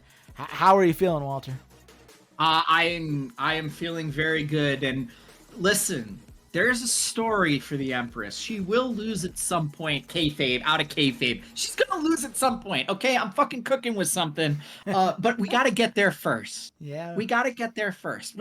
Listen, someone will finish the story against Empress Kabuki, but it's gonna be a long one, right? We're only like in the third inning. Yeah. You've played the long game more than I think any other competitor. Obviously, I know Johnny Hangtime has done a great job holding his title from the beginning. Eduardo and I have been a little bit more willing to change things over, but the Empress really stands out to me as someone who has proven herself amidst crazy stipulations time and time again. And it will, I cannot wait to see what it takes to actually bring her down. But we close Beach Break with one hell of a match. It is Jules Murphy versus Christopher Devlin. You talked about it a little bit earlier, but we now know it is a 2/3 falls match. Walter, what would it take for a wrestler like Jules Murphy to unseat Christopher Devlin, who has held this world championship belt since it first originated 7 months ago? Well, it would take Jules Murphy pinning Christopher Devlin twice in one match. Something no one has been able to do even once. As you hover over Christopher Devlin, he is 9-0. With this victory, he would be the first 10-match winner in the SWA singles competition, the first double-digit winner, something that he holds in very high regard. He does believe that he is the face of this company, no matter that the Empress exists, or Cobra Gaston, or Ethan Wilde, or Daniel Stevenson, or anyone else. He is ultimately the face of this company, and he demands to be treated as such. It is part of the reason why this is a 2 out of 3 falls match. He said, listen, I've beaten Jules Murphy twice. Right? Sure, the first one was a multi-man match. The second one, whatever. I cheated a little, so who fucking cares? I'm the champion. I deserve more respect here. He should have to beat me multiple times in this 2 out of 3 falls match. And you know what? As much as I like Jules Murphy, as much as I like that $100,000 that Drew King put into my bank account, Christopher Devlin is our champion. And I think that someone as successful of him does deserve a layer of respect. You know, I am trying to put really good competition in front of him. And at every point he has won. He has won against stacked odds. You know, 3 guys from the lads couldn't beat him because they were getting in each other's way. And sure, I don't always like the tactics that he uses, but he has been a wonderful champion for us thus far. And, you know, Jules Murphy, I think there's something there with him. I think he's got a really bright future in front of him. I'm just not sure that it's tonight. That is the question here, Xander. Is Jules Murphy the Terminator, with a very interesting spelling in this game? Is this the night that he can finally upset Christopher Devlin, perhaps with an injured Assassino, thanks to Tyler Dynamite's actions earlier in this pay-per-view? Is that enough? Or do you think Devlin continues not his enough. reign? Not enough. Terminator is not doing it, all right? Yeah.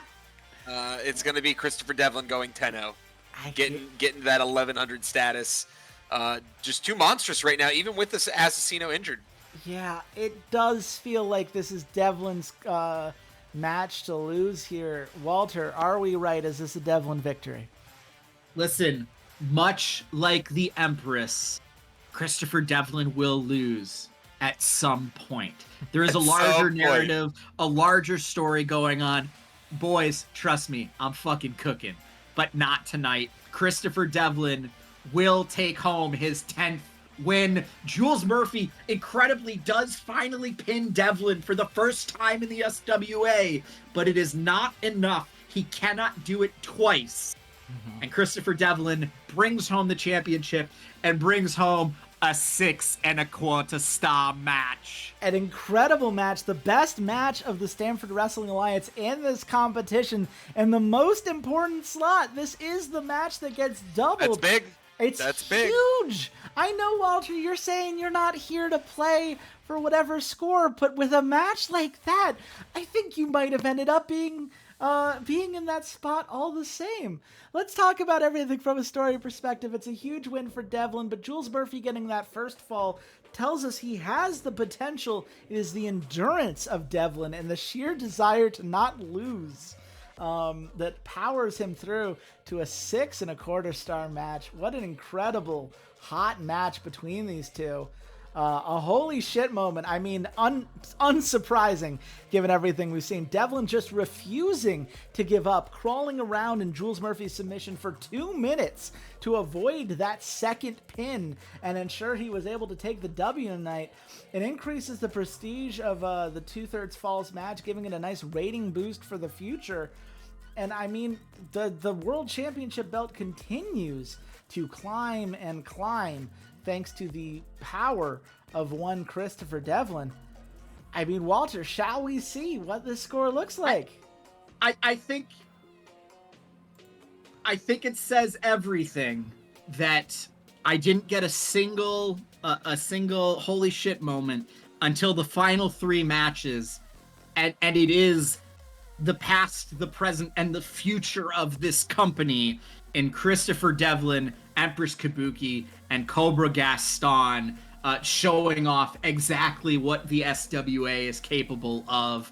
5.5. 5.5. I feel like it should have been 5 3/4. I think ultimately what held you back, you had multiple matches under 5 stars. Only 2 of them got dropped. So this 4 3/4 star was counted in there. You had a couple that were 5 1/4, 5 star, but star. still. But man, Yeah. I mean, given that you are not playing for these ratings, right? You're not trying to get the highest score possible. I think the consistency with which you did this, I've got to tell you, if we were to go and do the maths manually, if the tiebreaker was not hype but score, I think you had a higher score than Eduardo tonight. I think this was a damn good card and one that you should be proud of. I am very proud of all my wrestlers. They put on one fucking hell of a card. And just wait till you see what I have next month. Like I said, at the Harold G. Vincent Memorial Cup, we will have the Harold G. Vincent Memorial Tournament, the tag team tournament. And I got some shit cooking, boys. I got some shit cooking. Let's go. I cannot wait to see how this tag tournament works.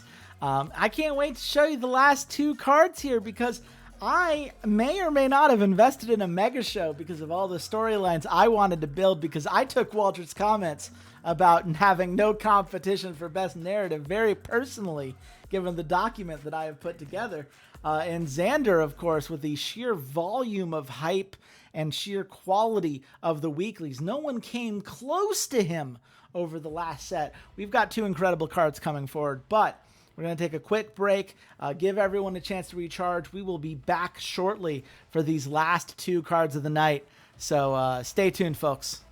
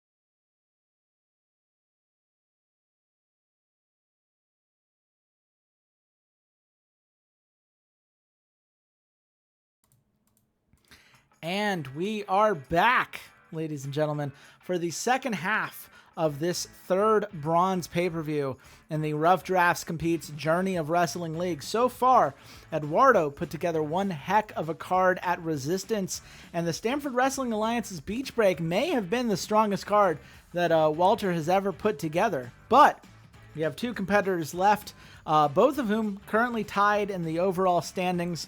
Myself with Magically Enhanced Wrestling, and Xander with the Glory of Legends promotion. So we've still got plenty of good Journey of Wrestling action in store for folks. Walter, do you have any final thoughts on the first two shows that we've seen so far before we head into these next cards? You know, as the JOW narrative champion, I didn't see all of Eduardo's card. And, you know, I know he always does good work. I always do like listening to his cards because he's got a fun take. He's got a fun, enjoyable take that despite being an entertainment company along with you two as well, he has like a little bit of a different spin on it that I find entertaining. I think you, Chase, you have your own kind of spin on the entertainment by really focusing on the entertainment and the world building and the storytelling. And Xander, parole on a roll slandered you, so I feel like I have to say fuck you, Xander. Yeah, Xander, you seem to roll into the criticism. You loved being slandered in that segment by the Kingdom. So how are you feeling as we head into these last two cards here? I'm feeling good. I'll be honest, thus far 5.5. I think I can beat 5.5. And I'm not saying that you're not going to come up with a 5.75 card or anything. But I'm just saying if at the end of the night, it's a 5.5, it's a 5.5, it's a 5.5, and then I come out with a 5.5, some part of me just feels I might have a slight edge. Yeah, well, here's the thing. Your weeklies have been insane over this last period, and you have quite a lot of interlacing faction feuds and individual feuds that I'm sure give you the hype advantage. If it comes down to a tiebreaker, I don't feel good about that, which is why I spent the 70 creativity points. I saved up getting ready for this bronze pay-per-view, and I have cashed in because I want to give my promotion as many opportunities as possible to make the best card that I can, because it is not enough to try to compete with you on a hype perspective.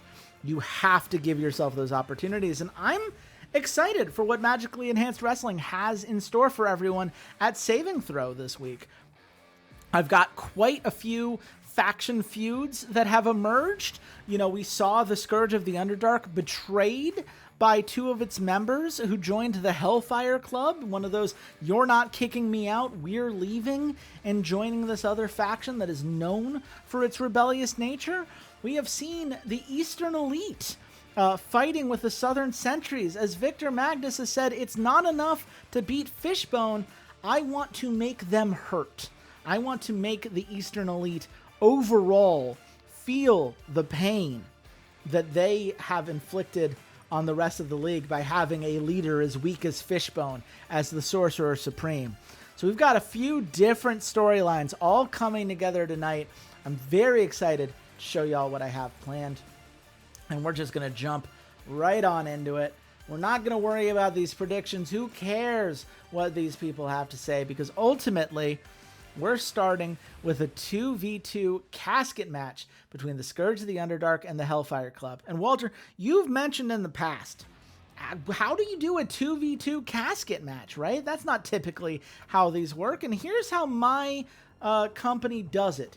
We've got a little bit of like a pulley system that you have to pull down the casket match, the casket from over the top bit by bit. You have to lower the casket into the arena, and the first person to knock one of their opponents into the casket wins. You don't have to get both of them, you just have to knock in one of them, but you also have to be willing to let your competitor, your fellow teammate, take that 2-on-1 disadvantage to get the casket into the ring in the first place. That's how we do it at Magically Enhanced Wrestling. So hopefully that answers your questions about why is this a casket match.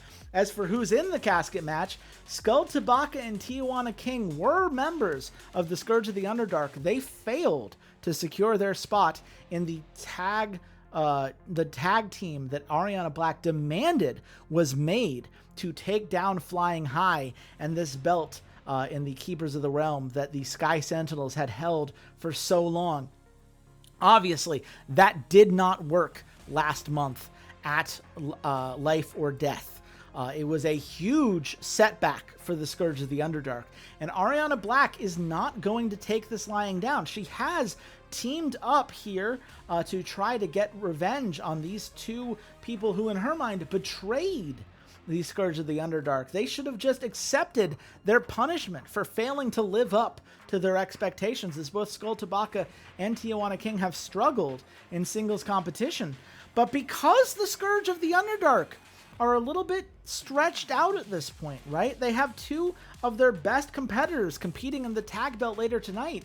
The only person left for Ariana Black to team up with was Kaio Jade, who is leaving the company in 3 months. And because she said she's going to leave for getting called out for being an asshole in the locker room, I have been very clear I have no interest in giving Kaio Jade anything. So if Kaio Jade is here, you know how stretched thin the Scourge of the Underdark must be. So the question becomes, Walter, who do you think I gave the nod to in this 2v2 casket match?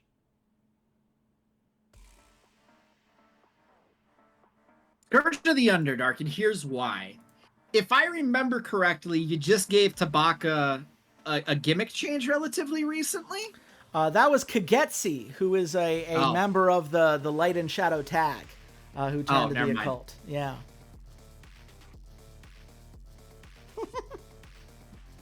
You want to take two on that prediction?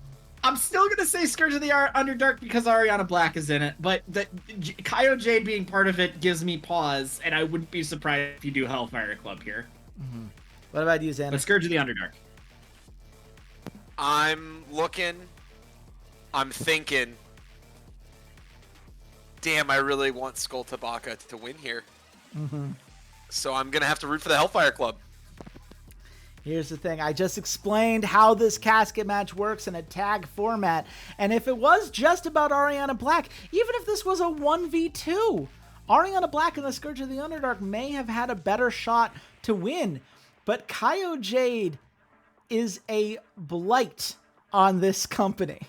And her weakness is going to give the Hellfire Club what they need to pull off a big upset here. It's a huge morale hit for Ariana Black. I'm sure she is not happy to lose. And Kaio Jade is probably not happy for me saying that she's absolutely worthless within this company's kind of standards. But hey, she could have not been an asshole backstage and accepted the consequences of her actions, and we wouldn't be in this spot. But as it stands, it is a 5.25 star match. It starts a massive feud between the Scourge of the Underdark and the Hellfire Club. Hellfire Club, of course, being the first mixed gender faction in the Magically Enhanced Wrestling company. Tijuana King spearing Ariana Black through the barricade, getting revenge on her former leader for what she views as mistreatment, right? Weeding out the weakness that was Alana Elise should have been rewarded by Ariana Black. The idea that she was punished for that, it's a big moment for her to get revenge for it, and it's a nice boost for my casket matches, giving a popularity boost moving forward for that particular gimmick. So I'll take the 5.25 star, given that Kaio Jade is a 2-2, who I have done absolutely nothing with from a popularity perspective. I'm going to be happy that Skull Tabaka and Tijuana can get a win here. But we move on to a 7-way submission match. And with a submission match like this, with a 7-person match, so many different angles to keep into account. Of course, the biggest is that we do have members of both the Eastern Elite and the Southern Sentries. Alpha Jackson, who sees himself as someone who should be the leader of the Southern Sentries. He is the highest rated member of the Southern Sentries. He has a better win-loss record than Victor Magnus does. He is the peak of masculinity, the alpha of the MEW, and he is here to take care of business tonight against people like Shane Mack, who is a decent wrestler within the Eastern Elite, but has struggled in singles competition to set himself apart. You see people like Joey Smoking Gun Ace, another Southern Sentry who would love to get a win here. Lucas Meltzer, the second in command for the Western Watch, someone who's won his last 2 matches and would love to cement that. But you've also got 3 members of the Sky Sentinels, because at the end of the day, Sumi Kabaya, Briar Allison, they may not have a lot of wins under their belt, but they do believe that what the Southern Sentries have done, targeting a faction like the Eastern Elite, not in fair matches, but in these backstage fights and these catching people off guard and punishing them, trying to hurt rather than win, is something that the Sky Sentinels cannot tolerate. And so 3 of these members here have come together in hopes of sticking it to the Southern Sentries, standing up for people like Shane Mack and Lucas Meltzer, and showing that this kind of behavior cannot be tolerated within Magically Enhanced Wrestling. The question, Xander, is that enough to secure a victory for one of these faces, or is Alpha Jackson just too strong to take down right now?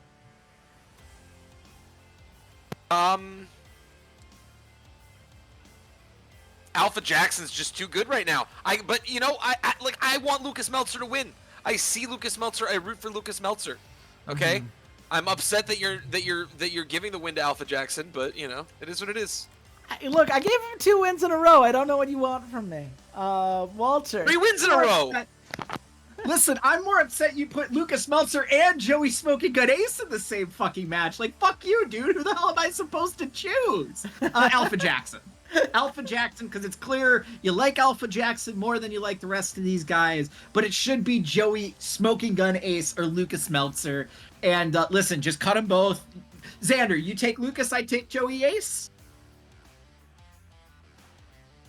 Yeah, sounds good. Deal. Perfect. I like it. Fantastic. I will say, I had a plan originally for Joey Smoking Gun Ace to be in the main event tonight. It was originally going to be a 2v2, and I messaged Xander about this. It turns out that when you have multiple members of a faction leave before a big pay-per-view like this, they may not have the same depth that you expected in order to have someone do this without wrestling twice. I didn't want to do that. I didn't want to build a storyline around somebody having to pull a double shift and that kind of weakness playing into how this went. So Joey ended up here. I'm sorry to Joey. I really had big plans for him. And I know that's not going to make y'all feel better, as Lucas Meltzer losing is also not going to make anyone feel better. But it is Alpha Jackson. It has to be Alpha Jackson, because he's on his way to being the face of the company. It's a 5.25 star match, and I have big plans for Alpha Jackson.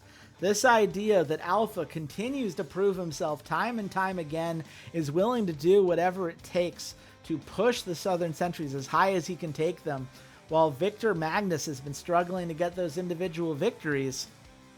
That may be a problem for Victor Magnus. Alpha Jackson may not tolerate that for too much longer. But to make that work, Alpha needs to be built up. So I'm sorry. If it makes you feel better, I am sorry. I imagine Xander, it does not make you feel better. Just remember, every Alpha Jackson match, choose Alpha Jackson now. I pretty much have, to be fair, but yeah, I'm on the same page. Hey, look. Maybe that feud comes to pass sooner rather than later, and we don't have to boost Alpha Jackson to the moon. We'll see. But for now, we move on to a triple threat tag tables match between Highway Robbery, No Bullshit, and Unlimited.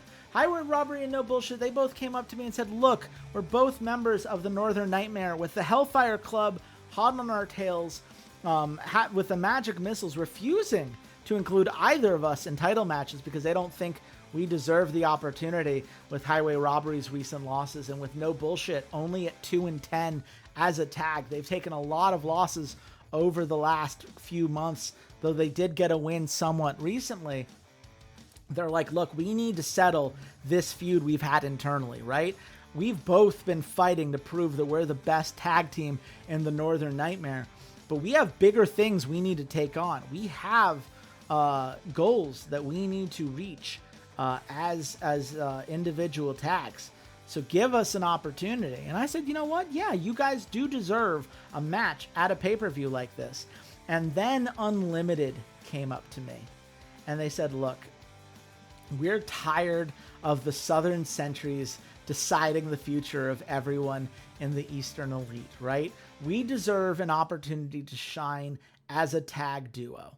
And this is a match that gives us that opportunity. We recognize we're not ready yet to take on someone like Magic Missiles. We haven't proven that yet as a 2-5 tag, but we can win against these two heel factions. If you give us an opportunity, we will take down these two forces within the Northern Nightmare. And I'm like, you know what? That's fair, Unlimited. I'm willing to give you that chance. And as you can see by this In Our Way and Disrespect feud, I don't think Highway Robbery or No Bullshit are happy with being forced to share the stage with Unlimited here. Xander, I'll turn to you first. Who do you think I gave the victory to? Highway Robbery. Think Highway Robbery is finally getting the nod? Any particular reason? Nope, I'm just rooting for Highway Robbery. I'm a Highway Robbery fan tonight. Okay. What about you, Walter? Chase loves baby faces. Chase loves baby faces. Unlimited. Unlimited. Okay. I appreciate that energy. However, neither of you are right. This is no bullshit. Wait, what? This is a no bullshit victory. It's 5 3/4 stars for the good psychology. Highway Robbery, ever since they won the title, they have had an ego that has gotten in their way. They have lost match after match because they don't take any of these matches as seriously as they should. And no bullshit, they are hungry. They want it. They want it badly. And ultimately, Unlimited are not enough to get in No Bullshit's way. I felt with this blow off, it needed to be either Highway Robbery or No Bullshit taking away the win tonight. That was important to me. And with the story that I've built with Highway Robbery taking loss after loss and No Bullshit finally putting things together, that felt right to me. It seems like the game agrees. Walter, it seems like you do not agree. I mean, I didn't really have any reason to choose any of them. So I went with the Chase Loves Baby Faces. But yeah, if you want to give the 10-loss tag team a second win in a row, I mean, sure, go for it. I mean, how else are they going to be taken seriously if I never give them a chance, Walter? They need something You at are, some point. listen, what you have to do with them is you have to have them break up and one of them turn babyface. I'm sorry, them's the rules.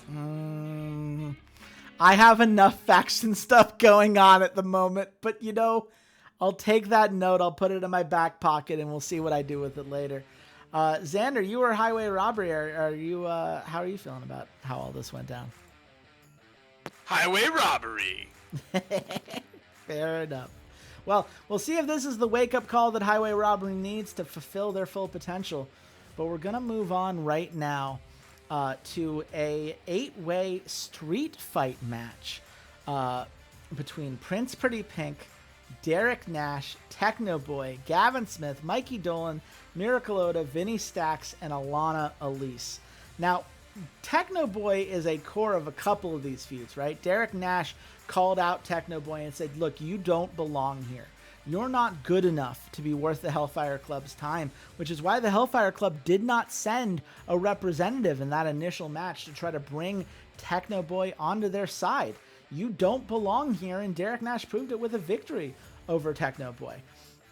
Techno Boy, of course, also fought Gavin Smith very recently, and while Gavin has struggled to get singles wins, he put on quite the show in a street fight match. He is an extreme wrestler, and he seemed to get energized by the defeat. He just loved being in it. He loved the violence of it all. He loved the opportunity to take on a competitor like Techno Boy, and he just looks like a rabid dog being let off the leash in a match like this. Of course, Prince Pretty Pink is the faction leader of the Western Watch. He has taken 4 consecutive L's despite being well on his way to face of the company. Ever since losing the Flame Warlock belt to El Muerte Blanco, he has struggled to find his footing, but he needs that opportunity. And Mikey Dolan, of course, he's been going back and forth with Vinny Stacks, right? Vinny Stacks being a member of the Eastern Elite. Mikey Dolan, I believe, being a Northern Nightmare guy. The back and forth between the two of them has been a very interesting feud to watch unveil itself. And Alana Elise, she's just not here for what the Southern Sentries have been up to recently. And honestly, I needed to include her in this match. So, Walter, I'll start with you. Of these 8 competitors, who do you think's getting the nod tonight? I think there's a couple of pretty solid options here. Obviously, starting with Prince Pretty Pink. He can still take a couple more losses, I think, until you get really scared about him losing that main eventer, that face of the company's status. But you need to get him a win, right? He's 0-4 in his last 4 matches. That he was 4-3 prior to this. Little bit beat up, a little bit banged up there with the fatigue, but so on and so forth. He could be one. I do think Techno Boy is also someone that you could do a little bit more with. I do remember you signing him in free agency. I don't remember if I placed a bid on him, but I do know some of us were kind of, decently high on him. I think multiple people wanted him for their rosters. And then Miracle Oda. Great name, great gimmick. Always kind of sticks out to me just because of the name. But I think ultimately, if I had to choose one, I'm probably going with Prince Pretty Pink. But Xander, what do you think? You think Prince Pretty Pink does need to get a victory here, or does somebody else stand out to you? I'm sorry. I always root for Prince Pretty Pink. Please, Prince Pretty Pink me. I see what you're saying, and I do appreciate the love for Prince Pretty Pink. But at the end of the day, Prince Pretty Pink's going to be all right with a loss. He can take it. He's been built up enough popularity-wise. If Derek Nash doesn't win tonight, he's no longer on his way to being a face of the company. And I have big plans for the Hellfire Club tonight. They already won their first match against the Scourge of the Underdark. And Derek Nash is going to take another win tonight. Now, it is a surprising morale hit for Derek Nash despite the victory here. I imagine it's because he thinks Alana Elise is a little bit below him, but I'm willing to take the L on that given what it starts elsewhere. No holy shit moment, nothing particularly fancy. It's a 5-star match, which I'm hoping the rest of my card is strong enough that this gets dropped. But this was purely, I have big plans for the Hellfire Club, and that means Derek Nash needs to stand tall tonight. Doesn't seem like the game agrees with my choice. Maybe I should have gone with Prince Pretty Pink, but them's the breaks here, I suppose.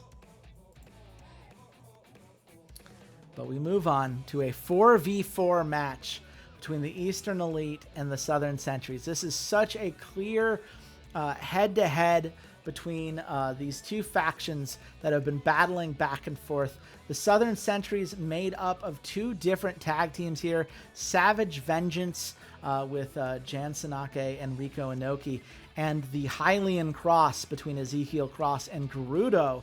Both of these individual tags used to working together, but not as a full 4-person unit.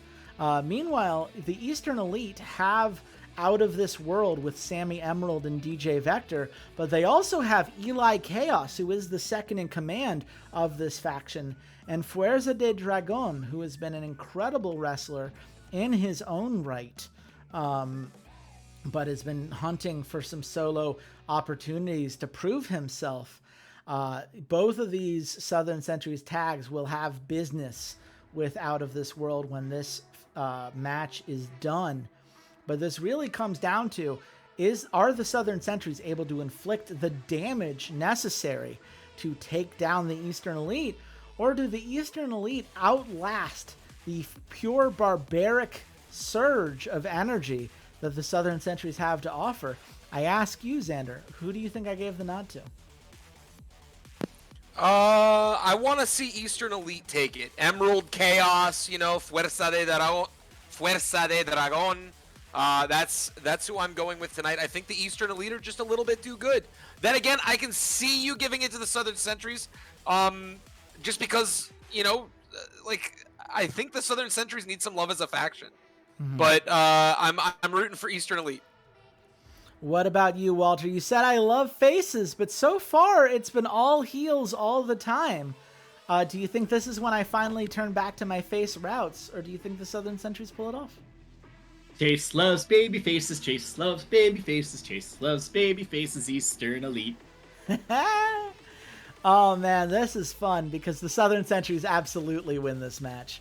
It is a 5-star match. Look, as Xander said at the end there, you can't have a faction feud in which the Eastern Elite only win, right? Fishbone has won every match he's had against Victor Magnus. The Southern Sentries as a faction need these victories elsewhere on the card to prove just how dangerous they truly are. And when you have two different tags that have both proven themselves time after time, that's gotta beat one tag and two individuals who are not used to working together. That's my theory, at least. The game, it seems, not 100% on board. It is 5 stars, and it's always weird in these contexts to refer to a 5-star match as bad, but we have seen what these other competitors are here for, so you know how much it matters. No holy shit moment here. Walter, do you continue to be surprised by the amount of heals that I'm boosting tonight? I didn't know I wrote your card. I have been taking notes. You said you were the narrative king. I have been taking my notes. I'm trying to do my best here. Xander, are you surprised by the Southern Sentry's dominance so far tonight? A bit surprised. But again, I think they needed some love. Well, they certainly got it with this victory. We'll see how much that means for the individual tags. We'll see which of the Eastern Elite took the hugest morale hit. I have to imagine Eli Chaos tired of taking some L's, but we move forward to the Flame Warlock Championship, a street fight match between El Muerte Blanco and Monty Hendrix. Now, El Muerte Blanco, he came in last week not knowing who his competitor was going to be, right? Monty Hendrix took a segment to call him out, and Monty said, look, I'm a gift from God. I'm the greatest thing that Magically Enhanced Wrestling has to offer. I have forged myself against a competitor as strong as Ashton Nieves. And I got to tell you, El Muerte Blanco, I don't think you're as good as Ashton Nieves. I think you take advantage of opportunities. You take advantage of people within your own faction. The way you stole a victory from La Bestia del Infierno to have this belt in the first place. I'm not afraid of you. I don't believe that you are as good as you claim to be. And I'm going to prove it at Saving Throw. And El Muerte Blanco just kind of grinned the entire time. He's like, you know what? I don't have anything better to do. I'm happy to put you in your place, Monty.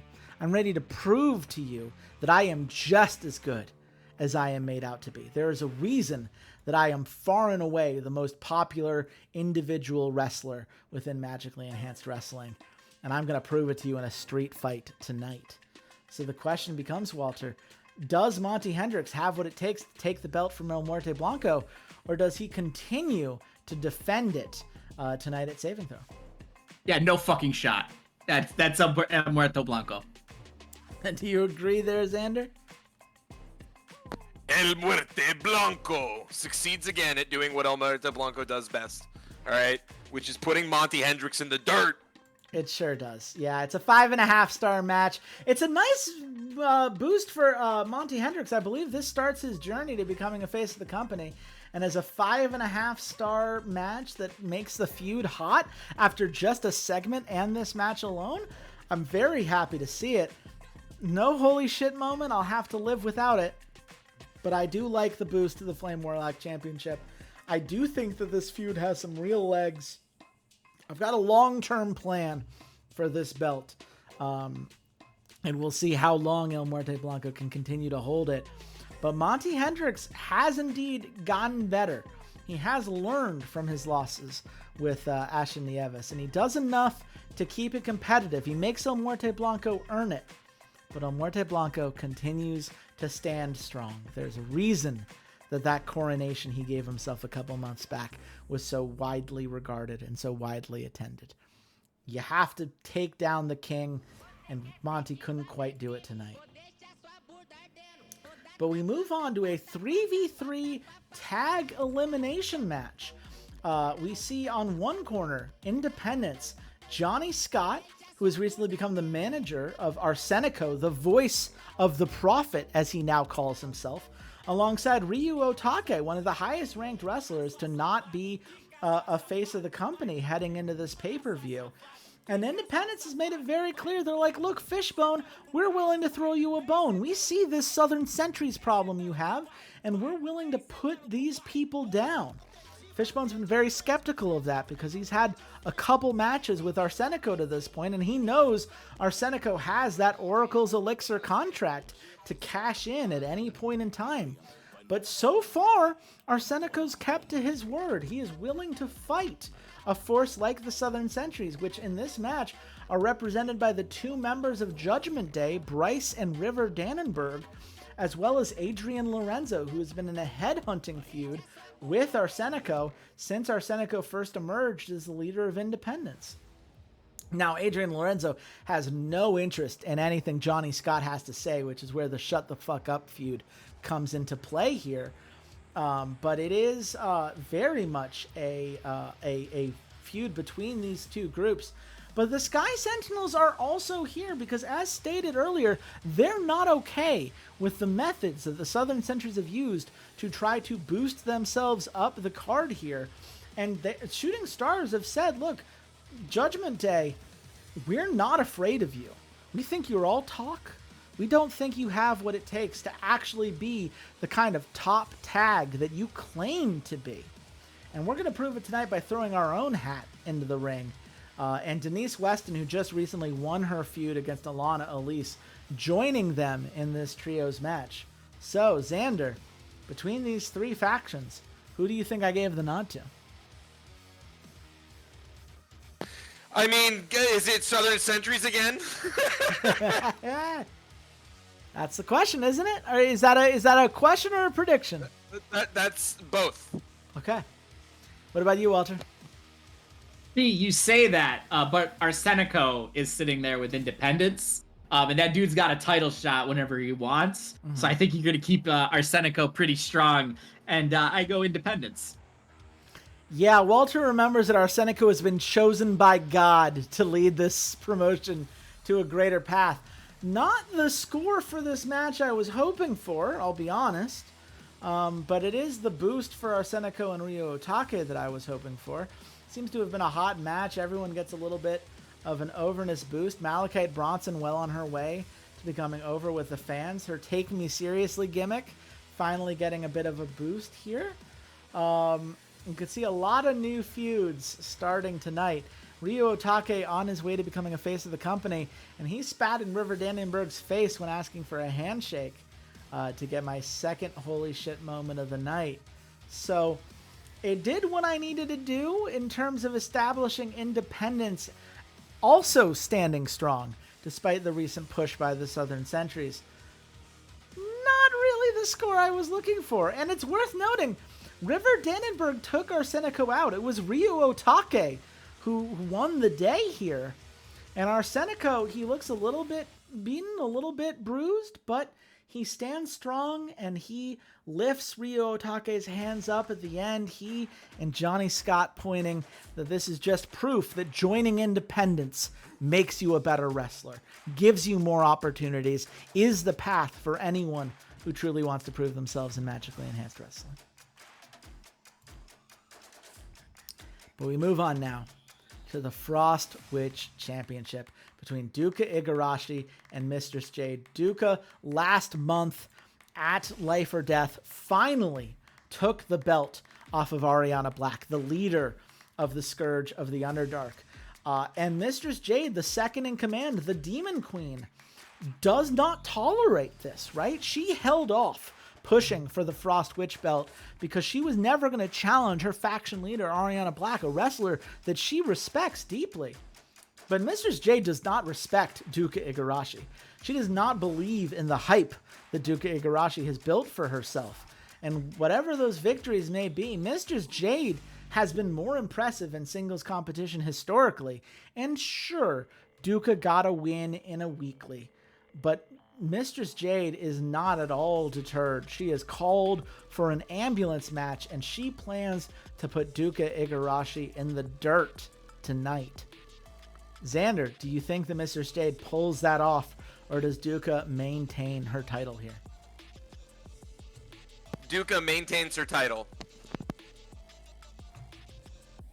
Any particular reason, or just you feel it in your bones? No, I think Duka's got it, on lock right now. I don't think Mistress Jade is good enough. Duka just got into that face of the company status, That's all very fair. Do you agree there, Walter? So I do, but for slightly different reasons, right? Duka Igarashi, it would make sense for her to hold on to the belt. She hasn't had it very long, and you do want to keep her in the main face of the company status. But here's the other thing: if you had Ariana Black win that match earlier, and then have Mistress Jade win the belt here, now you're creating some even more tension inside the Scourge of the Underdark. You're getting the second in command kind of potentially usurping the leader, who has already had some people leave because of her inability to carry the faction properly. But because of that loss, you really don't have that story able to tell. So Mistress Jade winning here doesn't make as much sense to me. Duka will keep the win. I love the way you're thinking, Walter. That's exactly the idea I had in mind. And it leads to a 6-star match. Fucking finally. A nice overness. Whatever. Mistress Jade can deal with it. She's at 100. She'll be fine. The important thing is that Duka Igarashi continues to hold this belt, continues to push herself forward up the card. No holy shit moment, which I was really hoping for, but the injury rate decreased for my ambulance matches moving forward. That's certainly nice. The Frostwitch Championship well on its way to becoming a gold belt. It's continued to prove itself time and time again. And I'm not saying that you should invest in Duka Igarashi stocks, but I am saying that it's going to take quite a bit for her to fall, certainly this early on. But this is not the grand sum of the Scourge of the Underdark's push here. That comes with this Keeper of the Realm Championship between Flying High and Light and Shadow. We saw Light and Shadow were formed a couple months ago through the weeklies, right? They had these individual matches to prove who belonged. Vita Negra originally got the win over Skull Tabaka to earn this spot, but because she was injured, Kagetsi, with her new tapping in to the occult magic that has empowered her forward, gave her the opportunity to earn this spot on Light and Shadow. They couldn't quite figure out how to work together at Life or Death. They weren't quite on the same page, and it did hold them back. But since then, they've had a match against Shooting Stars, which had previously been fighting Flying High for the title, and you saw a huge boost to their synergy, clearly showing that they understand each other's style a little bit well, got stronger and stronger as that match went on. Meanwhile, Flying High, they've won their last 6 matches in a row. They're the first Keepers of the Realm champion to hold the belt for 3 full months, and Ai Hakai and Davida have really climbed bit by bit throughout this company. And not just because I had a quest for Davida to become a main eventer, but because they had a lot of they knew how to work together as a duo. They've got complementary skill sets, and it has carried them a long way. The question is, Walter, is it enough to keep off Light and Shadow from taking the title for another pay-per-view? Hey, Chase, the real question is, did you get that quest for Davida done already? I did, yeah. Okay, Light and Shadow. Do you agree with that reasoning there, Xander? Light and Shadow. Yeah. I want to see the upset. Yep. Yeah, it's time. Look, Light and Shadow needed to learn how to be together as a duo first. I do believe, truly that a tag that is not fought together should not beat a tag that has, even if those wrestlers are a little bit higher on the card. But it turns out I don't have to make that compromise now because Light and Shadow have learned how to work together as a duo. It's a 6-star match, my second 6-star match in a row, which you love to see. It does increase the flying high and Light and Shadow feud. That's now gone hot thanks to the hot match here. So we're going to see more and more of these two going back and forth. The last man standing match did increase the score, but no holy shit moment. But yeah, look, the Sky Sentinels take a little bit of a hit, but the Scourge of the Underdark needed that boost, needed to win a title here. And the Keepers of the Realm, look, a new champion is boosting this back up. My goal is to get it back to a silver belt sooner rather than later. And without spoiling anything, I think Light and Shadow are the tag to make that happen. And a 6-star match like this one is exactly why I have Light and Shadow in the position that they're in. We will see how far this can take Kagetsi, who needed a change after struggling so much in singles competition, and Emu Mikio continuing to assert herself as one of the best wrestlers that the Scourge of the Underdark has to offer. So I'm very happy with how this went down. However, we move on to the King of the Thunderdome champion between Ashton Nieves and La Bestia del Infierno. Ashton Nieves has held this belt for 6 months, 6 consecutive pay-per-views. He has secured his victory. He has been the buzzsaw that has torn through magically enhanced wrestling, taking down some fierce competitors in Monty Hendricks, Gavin Smith, anyone who came to take this title. He knows how to operate in the steel cage and the steel cell. He knows how to make the most out of these high energy gimmick matches. But La Bestia del Infierno is fueled by a fury that is hard to deny. He is absolutely furious in how he was treated by El Muerte Blanco, being betrayed when he should have won the Flame Warlock Championship. As the now leader of the Hellfire Club, a faction that was explicitly made to take down the Northern Nightmare in this Civil War feud that we have seen play out, he is focused on Ashton Nieves, the guy who he believes stole the title of second in command, a title that he believes he deserved through his strong performance as the original Flame Warlock.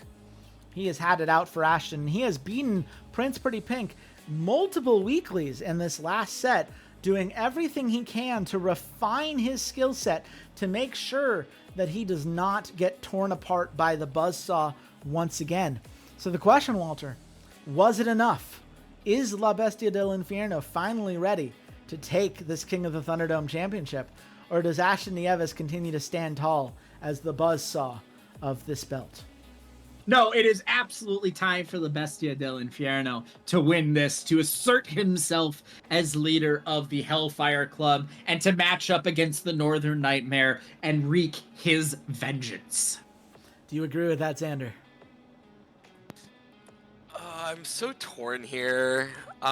You've been building up La Bestia for a little while now. You gave him wins I didn't want him to get, and I feel like it was all for this exact reason. Mm-hmm. So while, man, I have nothing educated or intelligent here to say other than I'm really, really rooting that La Bestia doesn't win, even though, God, something tells me you're going to give him the dub. Look, man, I'm not trying to make Prince Pretty Pink lose to hurt you. I had a story I wanted to tell, and Walter nailed it. This is La Bestia del Infierno's moment. It's a 6 1/4 star match. Here we fucking go. That's the story I've been building. The game gave me my interesting story boost for a reason, and it is time for La Bestia del Infierno. The Hell Beast will reign in the King of the Thunderdome belt.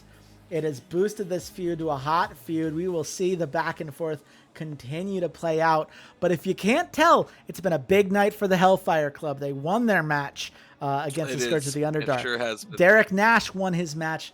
Now La Bestia has won his match. It has been a clean sweep in the matches that matter for the Hellfire Club. And that's exactly what I've been trying to build towards. And both of them bled in this match. It led to a holy shit moment as La Bestia del Infierno slammed Ashton Nieves on the top of the cell. The King of the Thunderdome benefiting greatly from this turnover. And look, the Northern Nightmare, they didn't have anything left to lose because, again, this game is very weird in punishing Civil War feuds that should be very exciting. But as a result, I don't care that they lost the 15 points. They were at 0 anyway. This is the Hellfire Club's night. It's a shame that the Steel Cell is 7 points away from leveling up, but in all reality, if a 6 1/4 star match isn't enough to level it up, it was going to need another match anyway. That's about as good as anyone can hope for, and I'm going to take it. Well done, bud. Well done. Thank you kindly. We move on to the Jester's Joust Championship, a trios belt. This belt, I gotta be honest with you, I did not expect to be one of the highest ranking tag belts in my company, but the feud between Liquid Steel and Larger Than Life has exceeded my expectations in a way I could not have seen coming. Larger Than Life, of course, now part of Independence. Liquid Steel and Larger Than Life were both part of the Eastern Elite. These were brothers in arms, but the idea was, as Fishbone explained it to Larger Than Life, Liquid Steel was not really competing with them in the same way because it was this more political alignment, right? It was an alliance between the Western Watch and the Eastern Elite. Having Jay Xavier, who was not a member of the Eastern Elite at the time, this was a fusion here. But then Jay Xavier left the Western Watch, was not willing to follow Prince Pretty Pink after he usurped El Rey Loco. He joins the Eastern Elite, and suddenly Larger Than Life are saying to themselves, well, we're not going to just sit here and be the second best trio in our own faction. That's not how we grow. That's not how we succeed. We need to do our own thing. And Ali Noble, the opportunist that he is, looks at the rise of Independence, looks at the funds that they have now achieved by recruiting Vinny Stacks, the richest man in the MEW, to their side, looks at what Arsenico has built, and they picked their moment, they joined Independence, and they won the belt. And they've held it now for 2 straight pay-per-views. So the question becomes, does Larger Than Life maintain their status as the best trio within Magically Enhanced Wrestling? Do they continue to beat their former faction members in Liquid Steel? Or does Liquid Steel reclaim the belt that they once took from the Chosen Ones and secure a much needed win for the Eastern Elite, given the siege that they are under by the Southern Sentries? I'll ask you first, Walter. Who do you think I gave the nod to? I think you are going to keep it with Larger Than Life because the bigger story is about making Independence a giant faction so that eventually you can use them to blow up your entire faction system and do something new. Again, they've only held the belt for 2 months. It doesn't make sense to hotshot it around so much. Larger Than Life takes the victory. Do you agree with that, Xander? Yeah, I agree. Larger Than Life are holding on to this right now. Liquid Steel not quite ready to take the belt for the Jester's Joust. It's going to be Larger Than Life, all right, maintaining, and just look at those guys, they look too cool for school. And the other side, you're not here for the fun-loving game dev, LT Baron? No nostalgia for the old sports games of El yore? Tiburon is the one outfit I am okay with. That's fair. Look, I like Jay Xavier's black and purple, but at the end of the day, Larger Than Life are indeed getting the win. Do it for It's me. a 6 1/4 star match. Here we Dude, fucking this go. is bullshit. Jace, you're putting on some good matches, bud. Look. This is bullshit. It's a friendly. I expected nothing from this feud. I didn't have like the highest of hopes when I started this. I have in my massive document, I'll see if I even keep up with this based on how well it does. But they keep putting on bangers. I don't know what to tell you. They're just tag team specialists going back and forth, and who cares that it's face versus face? It doesn't matter because it's leading to holy shit moments like Matthew Donovan slapping the taste out of Brady Killjoy's mouth. I mean, the Jester's Joust belt has had its prestige increased. It's now a silver star belt.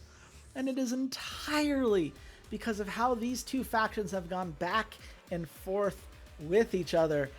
It's the best thing I accidentally stumbled into. I saw two trios in Eastern Elite.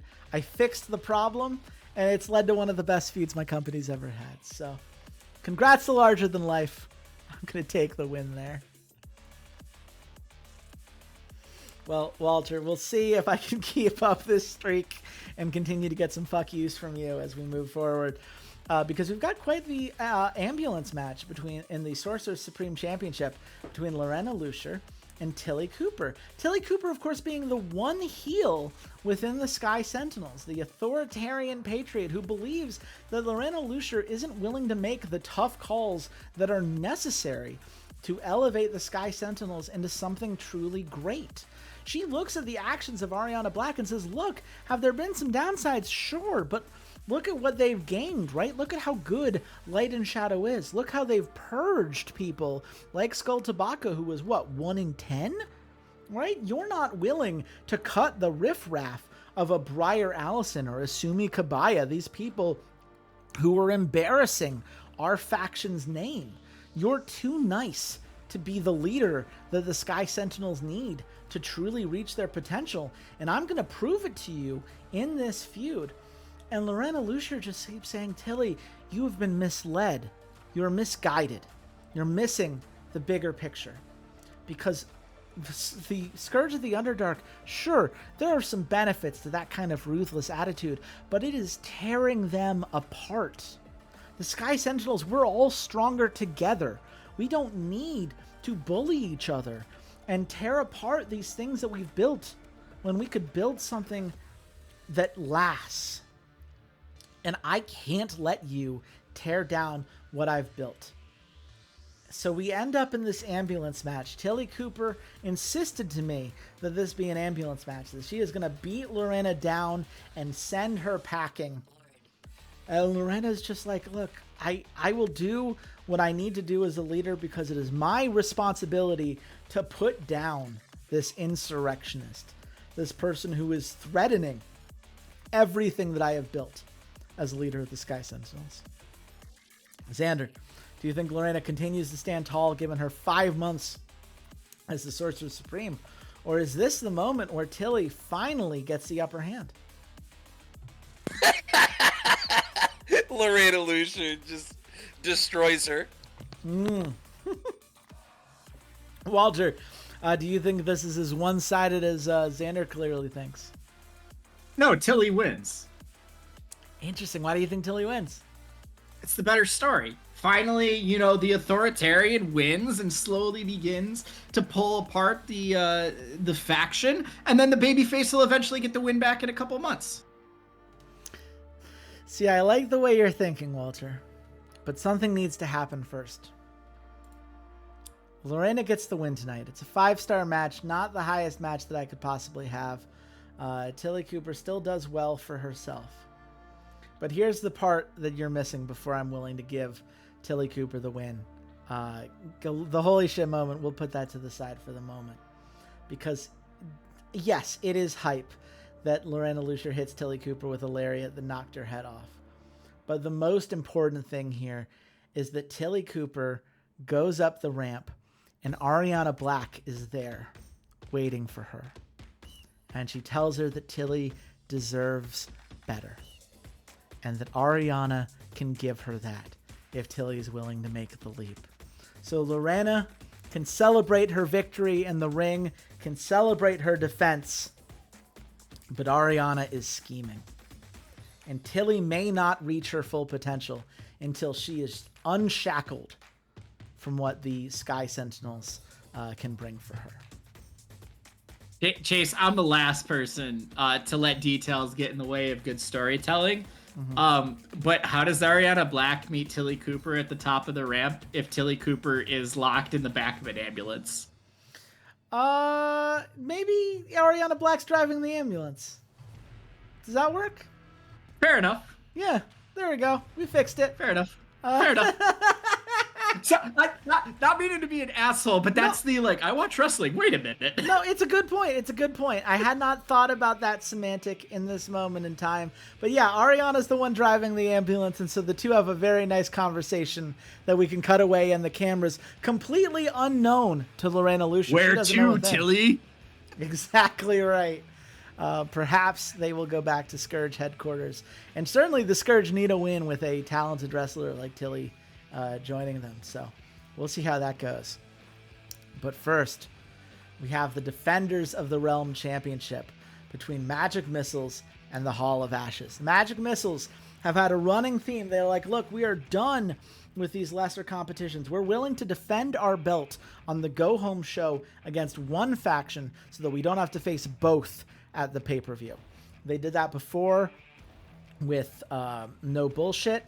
They're doing it now. They did it last month with Judgment Day. Because the Hall of Ashes have stood out to Magic Missiles as a genuine threat.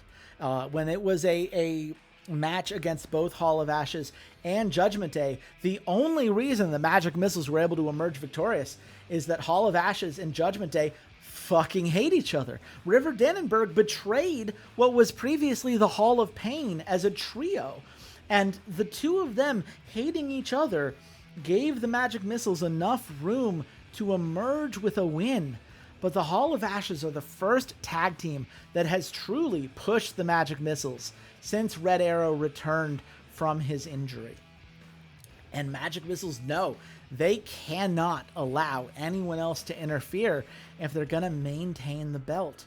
But the Hall of Ashes, Jackson Hall and Asher Collins, these are two great competitors within the Hellfire Club that have been pushing more and more to try to prove themselves as a tag, prove themselves as valuable members of the Hellfire Club, who, as we know, have been on quite the streak so far tonight.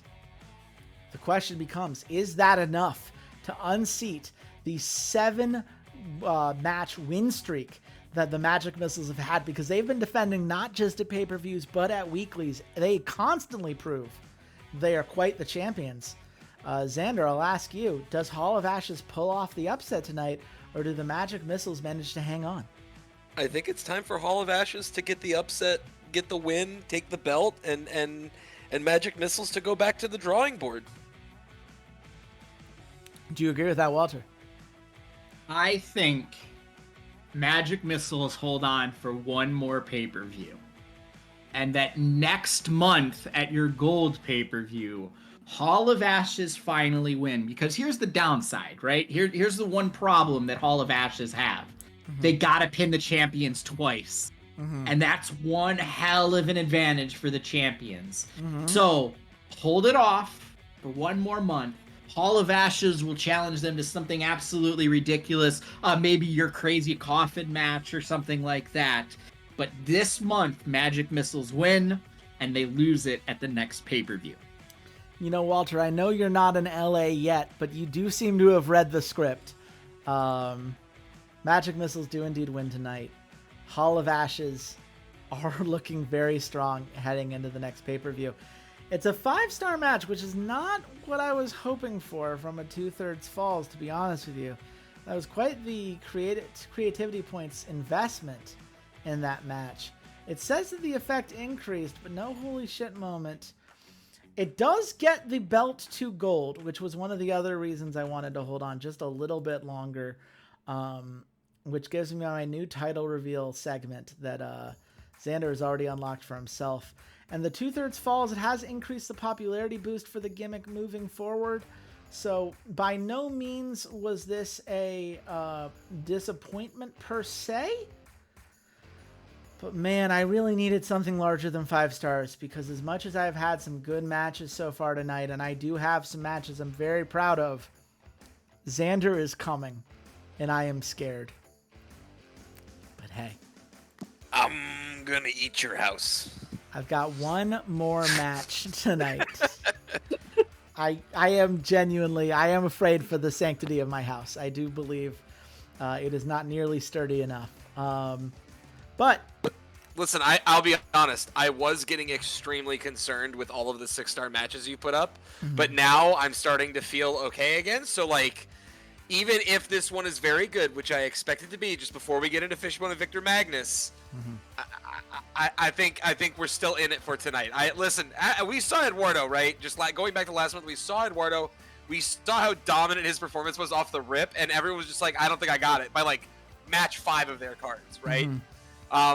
I like that this one's going all the way to the end tonight. We'll see how it goes. So I'm really excited. But that being said, I'm really looking forward to this Fishbone Victor Magnus match. Please tell us about it. Because this is built on the one faction feud I have that can contest with what you have built. Make Them Hurt has increased substantially over the last couple months. This was originally going to be a 2v2, but again, I didn't like the idea of people wrestling multiple times. So this is a one-on-one TLC match between Fishbone and Victor Magnus. Fishbone has held this belt for 5 months now.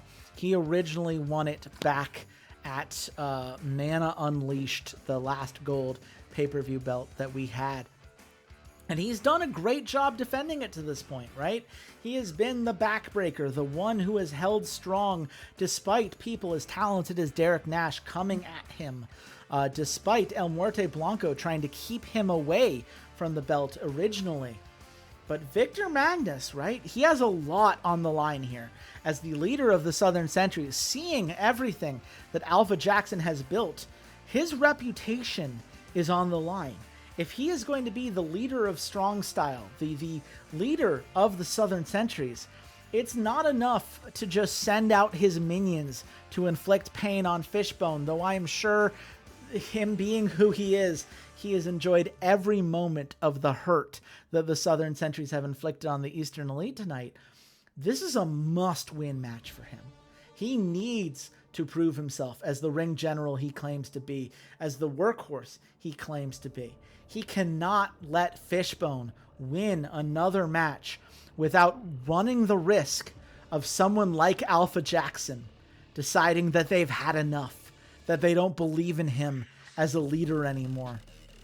And that is dangerous.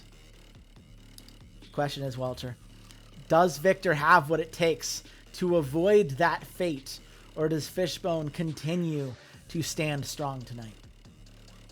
Chase loves baby faces, Chase loves baby faces, Chase loves baby faces, but not this time, Victor Magnus. Okay. Finally, after so many heels winning tonight, you finally believe in a heel here. Xander, what do you think? I want Victor Magnus to win tonight. I really do. I think Victor Magnus, face of the company status, finally getting a win on Fishbone. 5-month reign comes to an end in this TLC match. It's super hype. The next faction leader taking a hold of the belt and running with it. I think that's what happens tonight. Walter beat me to it. Well, I have some bad news for y'all. Howard. I have a story planned here, folks, because Alpha Jackson is going to look down on Victor Magnus's defeat tonight. We are working towards a Southern Century Civil War, and that can't happen if Victor Magnus stands strong. He has to lose this match so that Alpha Jackson has the reason to call him out on the next weekly and start the feud that I have in mind. And also, y'all should both know by now, Arsenico has the Oracle's Elixir cash-in. Do you realize the prestige hit that I would take if Victor Magnus takes the belt and then immediately loses it to Arsenico? I'm not going to do that to my most prestigious belt. It's not going to happen. Well, Chase, you wouldn't have to immediately do a cash-in. Nuh-uh. Nuh-uh. I know Walter didn't consider that. You could just not do a cash-in. No. Well, first of all, I can't not. I mean, at some point I do have to have the cash-in because it is time sensitive. There's 6 months on the contract, so Arsenico does need to do it at some point. Look, you've seen Arsenico. He's like, no, Fishbone, I'm helping out. The Independence is taking on the Southern Centuries for you. False security being offered here, right? Like, it makes sense. I swear it makes sense. Fishbone becoming a face of the company. No holy shit moment here. The Eastern Elite getting a face of the company does help a lot. TLC, getting its push as well as a gimmick moment. The Sorcerer Supreme getting its boost. Look, it's a 6-star match. I'm not going to apologize for a 6-star match. I understand what y'all want for Victor Magnus. I have a different story in mind for the guy. No. I misheard that Alpha Jackson was Victor's second in command, not Fishbone's. So yes, that was my mistake. Yeah. Alpha Jackson is Victor's second in command. Eli Chaos is Fishbone's second in command. It's not going great for him, so he's not challenging anytime soon. But it's a 5.75 star. Let's fucking go. Okay. Okay. I needed that, I think. I think that match needed to be 6-star if I was going to have a chance. And it was, and I'm happy. Okay. Good stuff. I got the good psychology reward for it. I dropped the matches I need to. I think, honestly, the fact that I paid the $70 for the Mega Show was huge here because it meant I dropped 3 matches rather than 2. I don't think I could have done this if I hadn't had that extra match to drop, given some of the scores that I got earlier in this card. So I'm going to take it. I'm happy with how this went. And I have thrown the ball into your court, Xander. You can't just do a 5.5 and cash in on your hype. The matches have to be as good as the hype of these storylines. So tell us now, how is Glory of Legends making that happen at Pendulum Drop tonight? Pendulum Drop has a lot going on tonight, okay? You have Total War, which re-sparked during the weeklies for the people, Conquest or Death, going back at it for the #1 faction in this promotion. Simultaneously, you've got Johnny Hangtime feuding within his own faction. You've got multiple faction future, true leader stuff going on here for Johnny. People trying to take his role as the leader of Conquest or Death and get their hands on that Emperor's belt. Johnny, meanwhile, is doing everything he can to fight all of these wars on every front, consolidate his allies, tear down his enemies, and he is just an absolute menace to be around right now. You don't want to be anywhere near Johnny, trust me. That being said, on top of that, you have Konodo Karius and Bright Future continuing their runs against one another. You've got Zhuge, you've got Brigantia, and of course, where would we be without Zhuge and Burn It All Down? Burn It All Down, who, by the way, have a lot of ideas about what they need to push and what they need to do right now. In fact, it has been the sole focus of Executioner Goro about what to do. So again, tonight, you're going to see a lot of it, a lot of faction warfare going on, a lot of internal feuds, tag feuds, trio feuds, every feud layered in there together, and all for the entertainment of everybody. Well, we've got quite the show in mind here. I have to say, I've seen what you have built. I could see the sheer volume of red feuds that have been unpacked here, and I don't think it's enough to tie you. So we will see how these matches come together. Quite the poster here for Pendulum Drop. A really nice highlighting of so many different wrestlers that you have in store for everyone tonight. We're not going to worry about these predictions. We're going to move on to the opening match, which is a battle royale between, I want to say, over 20 competitors here. Xander, what led you to make this match? Listen, there were a lot of very talented wrestlers that didn't make it into some of our matches in the card later on that are very faction-focused, belt-focused. Okay, we wanted to highlight all of this talent here and make sure that they got in here, they got the opportunity to wrestle. You're going to see some pretty wide disparities here because DJ Castle, very, very notable, Hanada and Carson. Meanwhile, you've got some folks lower on the card here. This is everyone's opportunity to get some acclaim, to get, a big win here. I will say that even though you've got DJ, you've got Hanada, you've got Carson, who are, when you look at this on its face, are the three most likely, you then have Saki Slab, who again is that guy that was even just competing in the heavyweight title. Granted, he was punching above his weight, and it was made pretty clear that that was the case. But, he's looking to come out with some glory tonight. Alexandre Kennedy, who could really use a win for the people. Yuji Onishi, another guy that got, some wins in the weekly and hasn't been able to do much since. And then, of course, Regan Awesome, Krieger, the burn it all down lieutenant, Christian Quinn, who picked up some notable wins to become an upper mid-carder, Animal Fukuoka, our newest wrestler in the promotion, Callie Vicious, Paisley Overholt, Colin Torwell, a 4-4. There's just a ton of talent in here. And so the entire point of this is that this is really anybody's match. This is genuinely anybody's match. Even though there's a high disparity, we went and we told all of these wrestlers, all right, because of the quality of wrestler in here, there is not one bad worker in here other than maybe Kyra Valeria, okay? Yeah. But other than And Kyra, Lethal there Mark. is not a... Oh, and Lethal Mark's in here too. I actually forgot that we put him in here. I'm going to be honest with you. Lethal Mark, ever since Lethal Chris got injured, you're like, oh, right, he's around too.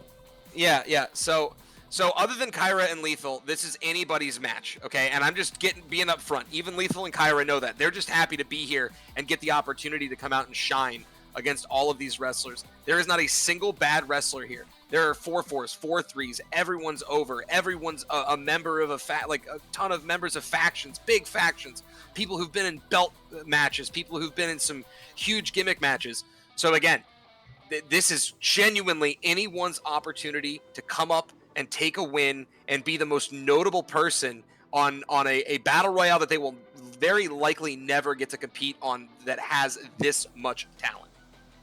Well, that is the question, Walter. Given how much talent is on display, who do you think Xander gave the nod to?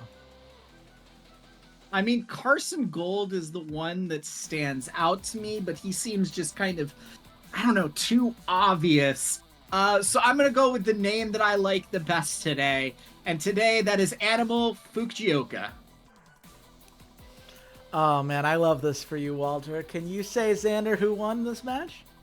It sure is Animal Fukuoka, the guy who came out of nowhere in this promotion.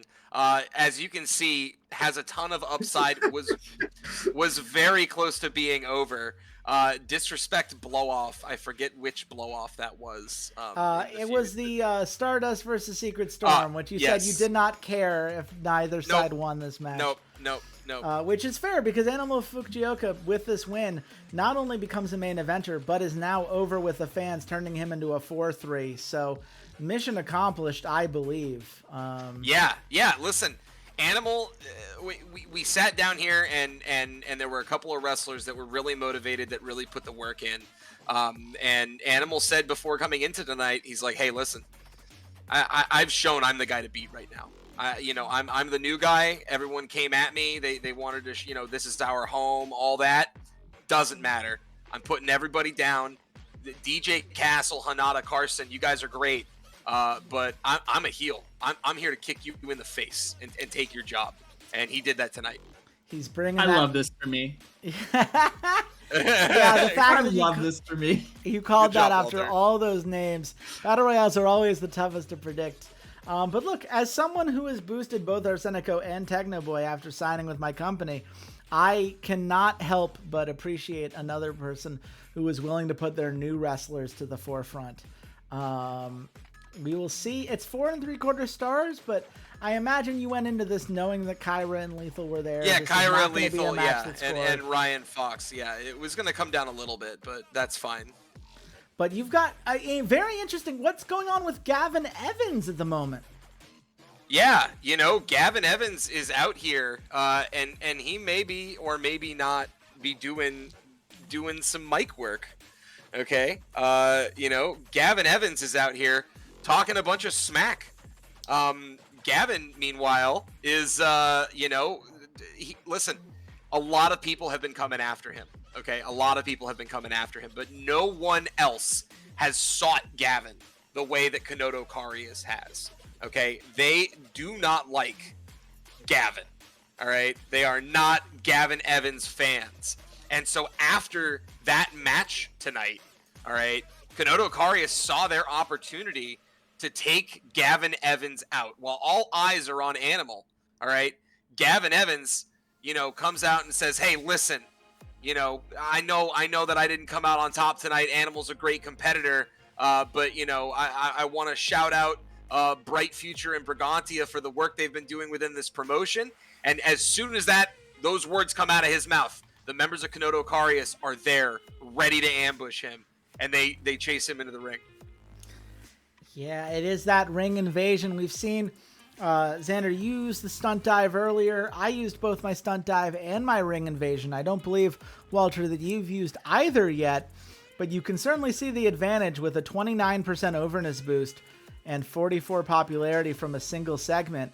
It does mean that Gavin will be suspended for a little bit because you can't just usher a ton of fans into the ring and create this. He needed an escape, though. He needed an escape from Kanoto Karius. So, as soon as they started rushing him on there, he called the fans into his aid, and they did so. Yeah, it's a smart move from Gavin, but you did suspend him anyway. So, something tells me that you still have your qualms all the same. I don't. Johnny does. That's fair. It's a Johnny problem more than anything. Yeah. Walter, how do you feel about this special segment here coming through for Gavin Evans? Okay. Okay. Got him over. Got it. All right. Oh, my goodness. Well, we move on. And this is one of my favorite types of segments because, Xander, you have had your sponsored brawl matches for a while. And it looks like we are here at a Walmart parking lot with quite the cast of characters. Walk us through how this came together and who people should be looking out for. Yeah. All right. So first and foremost, you're gonna notice a hang time in here. All right, Elliot hang time, the second, or really the third brother, but the second next to Eric in what is rapidly becoming its own faction within a faction.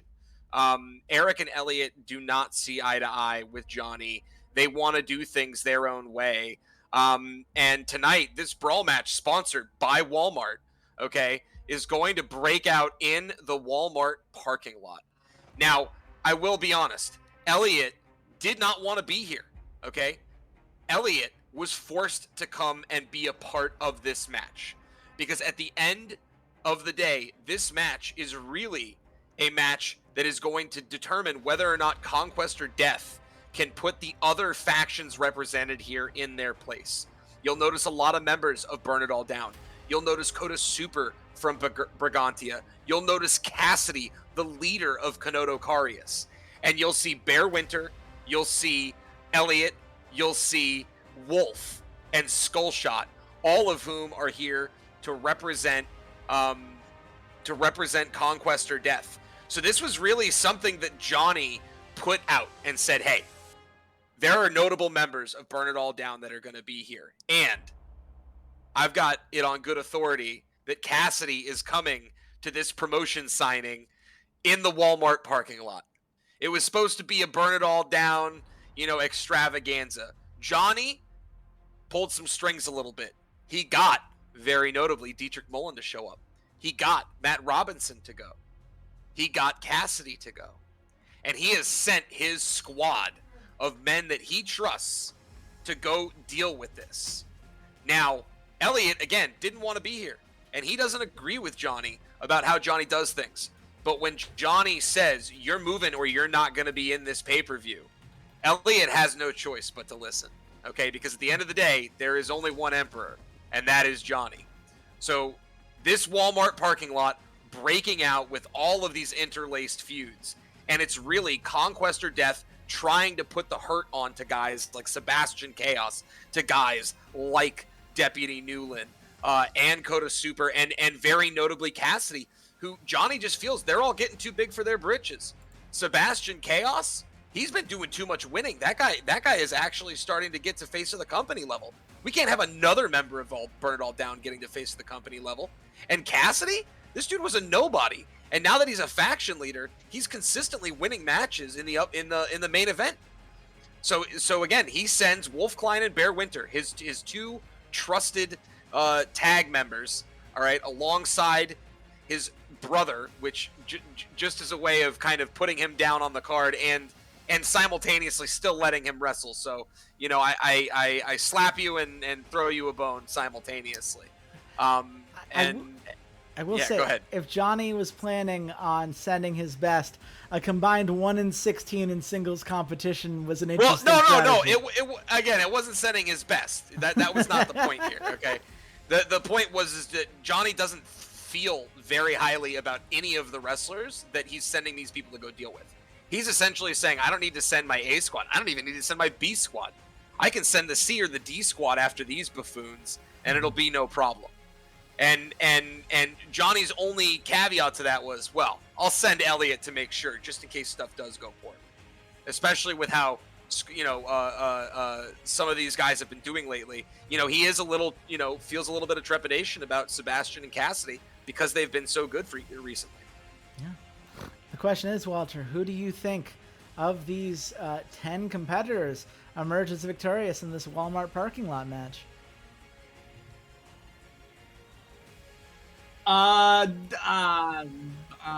Let me pick the worst name out of the bunch. Matt Robinson. It's not him. Deputy Newland. Wow, you think he's giving it to the cop, huh? I don't know. I have no idea. I'm just picking Deputy Newland because fuck it. Because fuck it, indeed. Well, who are you giving the win to, actually, here, Xander? Chase, I'll let you reveal it. Ah, okay. Well, I'm happy to tell you that you gave it to Sebastian Chaos. That's what I thought. Yes, it's Sebastian Chaos from Burn It All Down, getting the Whoa! win. It's a 6.25 star brawl parking lot in Walmart. Yeah, you love to see it. Wow, that gets Sebastian Chaos on his way to that face of the company. The exact thing that Johnny Hangtime was trying to prevent. It is a hot match. Everyone gets a boost as a result. It does blow off the feud between Bear Winter and Sebastian Chaos, which is why we saw a little bit of an overness hit to Bear Winter. Luckily, nothing that he could not handle. Because despite the losses that both Bear Winter and Wolf Klein have had as individuals and as a tag team, right? It's not like Vinland Saga has a bunch of No, they do a lot of losing. Yeah. People love them. They're great wrestlers. They put on some great matches. The Top Talent feud has upgraded moving forward. And Sebastian Chaos is on his way to face of the company. Which Johnny will not be happy about. No, absolutely not. But I'm sure you're happy about a 6.25 star match. I love a 6.25 star match. You know, we made the sponsors happy, and you know they're gonna pay dividends accordingly. All of the wrestlers were happy about the match, which again, this is a talented crew, so we didn't want to see anybody be unhappy. Not for nothing, Deputy Newland becomes the main eventer off of this match. He sure does. Yeah, yes. And I think he's like one overness away from becoming over also. So he's close. He's getting there. Yeah. So Walter, has this convinced you that you need to add more sponsored segments to your pay-per-view? Absolutely not. I'm not a sellout. Well, as someone who recently reviewed Sorry to Bother You on the Final Cut podcast, that tracks to me. But we move on. And this is a Triple Glory Championship match between Young Revolution and a new trio that has yet to wrestle as a unit here. Tell us, Xander, how did this come together? Yeah, listen, Kanoto Karius versus Young Revolution, okay? And this is a Young Revolution that just took the belt off of Brigantia, okay? Bright future, all right? And Kanoto Karius going at it. Now, it should be noted, though, this trio that Kanoto Karius fielded, it's missing somebody. It's missing somebody very key. And that is the guy you just saw in that last match, and that's Cassidy, all right? So this is Leah Jacobs standing in for Cassidy here as a member of this trio. And she has been working really hard, but she is not that popular, all right? Very talented wrestler, but she is not that popular. Mm-hmm. Simultaneously, Aiden Astral, utilizing that Wolverine-like recovery, he's back. And so really, this is him and Xander Cage, who do have a good rapport, who have been in a lot of matches together. kind of bringing Leah up and saying, hey, you know what? We are that new heel faction. And the weakest belt that we have seen, the reason Brigantia was able to be so acclaimed for so long is because of this belt. And now it's not even Brigantia holding it, it's Young Revolution. And we all know that Kanoto Karius do not think highly of Young Revolution. They do not think highly of Bright Future as a faction. And so because of that, they formed Wagon Raid, and they're coming after Young Revolution, and they're coming at him hot. Yeah, look, I'm here for a Kanoto Karius trio, but as you said, without Cassidy, it's going to be an uphill battle. Walter, do you think they have what it takes to beat a Young Revolution that just secured their spot as the Triple Glory champions? Lol, no. Young Revolution wins. Yeah, does that sound right to you, Xander? Yeah, yep. We don't need to pretend. Young Revolution are going to maintain the belt. That's a 6 1/4 star match. What the fuck? Oh my god. I mean, your elimination matches are very good, but I think this has a lot to do. You have the Never Back Down, Aiden Astral and Sinister Tengu blow off the dividends for you, but it's these layered feuds that all help alongside a lively start bonus for 3/4 star boost. It's a hot match. No holy shit moment, but a prestige increase for the Triple Glory belt. This trio's belt has ascended pretty quickly. And given that this Young Revolution Wagon Raid feud just started, I imagine you're feeling pretty damn good about this result, Xander. Feeling pretty great. Did not expect that at all, to be perfectly honest with you. There was we felt there was a pretty high chance that the sponsored segment went well because our brawl segments that are sponsored have gone well. I'll be honest, I thought this might even be a match that gets dropped tonight. So the fact that didn't happen, we're looking pretty good right now. I feel like we maybe just bought ourselves some leeway here for tonight.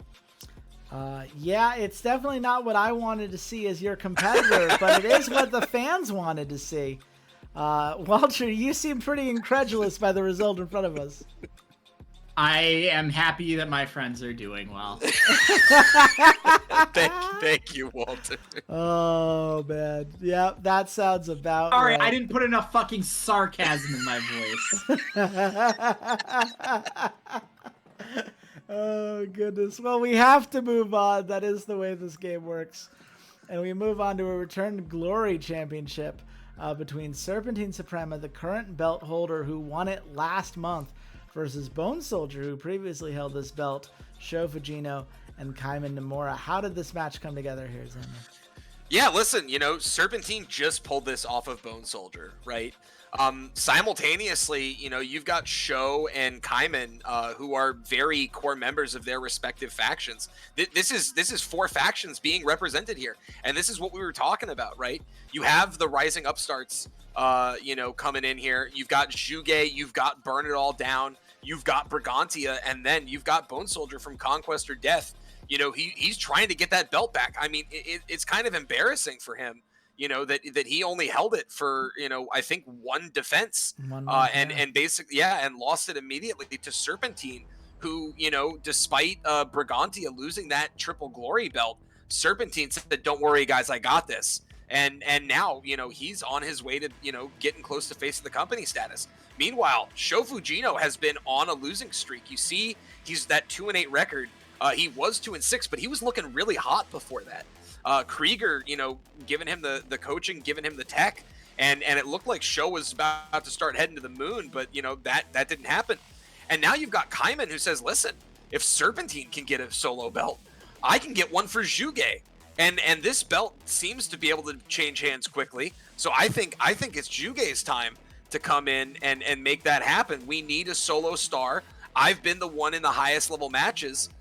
Give me that opportunity. So you really do have 4 guys here, who see themselves as kind of up and comers for their respective factions. They all want that belt. And Bone Soldier, of course, trying to get it back. Johnny is breathing down his neck. How could you lose this thing? You need to take it back immediately. I don't care what happens to the prestige of that belt. You get it back for Conquest or Death. That is the, Johnny has been very clear with his orders here. The question is, Walter, is Bone Soldier able to pull this off and maintain his path to becoming face of the company? do you think Serpentine Suprema retains, or do you think one of our other competitors has what it takes to take the belt? No, Serpentine Suprema keeps it going because you're not going to take a belt 1 month off after a guy wins it. Even though Bone even Soldier though I did literally do that? just had that happen. Yeah. You're saying that despite the fact that I did do that with this belt exactly. I mean, no, you're good. That's how you do it. Like, that's how you do it. I just don't believe in hot-shotting a belt like that, so I'm gonna stick to my fucking rules, despite this game just doing whatever the fuck it wants to. This is like the SpongeBob. You want to see me trade over the belt after 1 month? Want to see me do it again? Yep. But does he do it again, or does Serpentine hold it? No, he's right. Serpentine does hold it tonight. It's one of those things where Kaiman and Sho, they look very promising in this match. It looks like it could go that way. But Serpentine, once again, proving Bone Soldier is no match for him. Takes him out first. And Sho, you can see it right there. Sho taking out Kaiman in what would have been a close battle. But especially with how talented those two are, if it's left between a Serpentine who's been putting the hurt on Bone Soldier with a quickness and Sho who just had to work to get Kaiman out of the ring, of course Serpentine's going to come out on top. Yeah, this is one of those, I always struggle with blowing off a feud with neither member of that feud actually winning the match.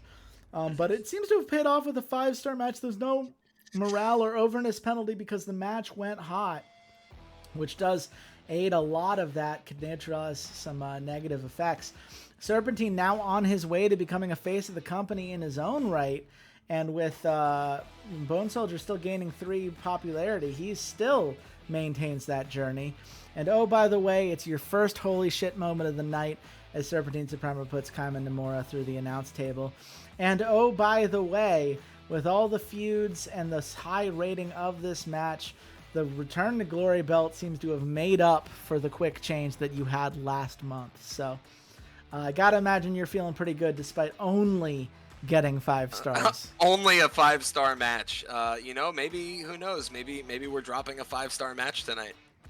That is certainly the hope, I imagine, for Glory of Legends, but we will see if you can keep the hot streak going as you head into the Women's Lightweight Championship, which is a triple threat ladder match between Jade, Gatlin, Anastasia, and I want to check my notes here, Jay Avalon in the Women's Lightweight belt. I just want to hear Walter's thoughts on this match first before I go any further. I am reminded of Santina Morella. Yeah.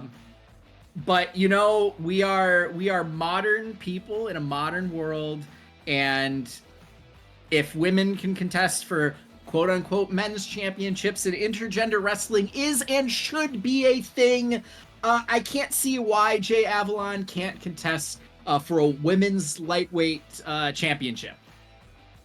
Well, there you I'm go. not against this. I'm not against Great. this. Now, This doesn't infuriate me.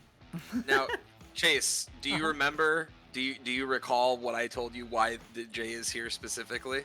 I do, but I would love you to tell the audience anyway. Okay, so right, Jay and Jade have a feud going because a cryptic threat was set out that ended up being received by Jay Avalon, and that cryptic threat came from Jade.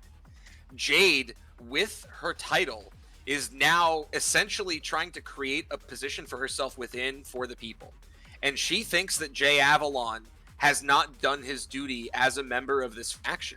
She thinks that Jay has been sandbagging it, that Jay has been slacking, and that all of those losses aren't just because he's been up against great wrestlers.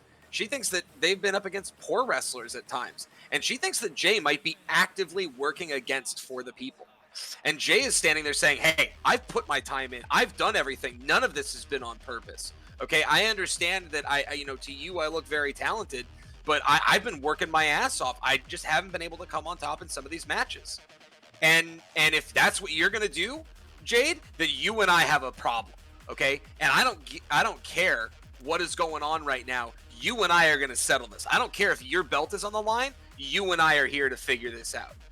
And meanwhile, a certain hardcore lady sees an opportunity for herself to come in there and rip that belt right off of Jade, and that's Anastasia, who has been going at it with Jade for a little while now, has not been able to come out on top, and is starting to become in danger of falling out of that main event status. So for her, this is everything. Anastasia, in her mind, this is like one of her last opportunities to secure herself something before she becomes irrelevant, especially when, besides Jade, you have women like Maricela Reyes that are, in hype matches and big matches. Anastasia needs to make a name for herself, and she thinks she's going to do that tonight in this triple threat ladder match. Yeah, we know Anastasia, as a member of Conquest or Death, is taking her orders directly from Johnny Hangtime. Johnny is seeing this feud between Jade and Jay and saying, look, this is the time to strike, right? This is the opportunity that can give us the women's lightweight belt. And who cares that Jade just won it last month? You do not let this slip out of your hands, Anastasia. Walter, do you believe Anastasia takes advantage of the opportunity, or does Jade manage to hold off both of these competitors tonight? If you had said Jade had this belt for a couple of months, 3 months, I would say Anastasia wins, given the conflict between Jade and Jay Avalon. But that being said, do you really want to risk Jade not continuing on as the face of the company, or into the face of the company status? Wait a minute. Johnny doesn't want anybody to be a face of the company. Anastasia wins it. Okay. I like the logic you had there, Walter.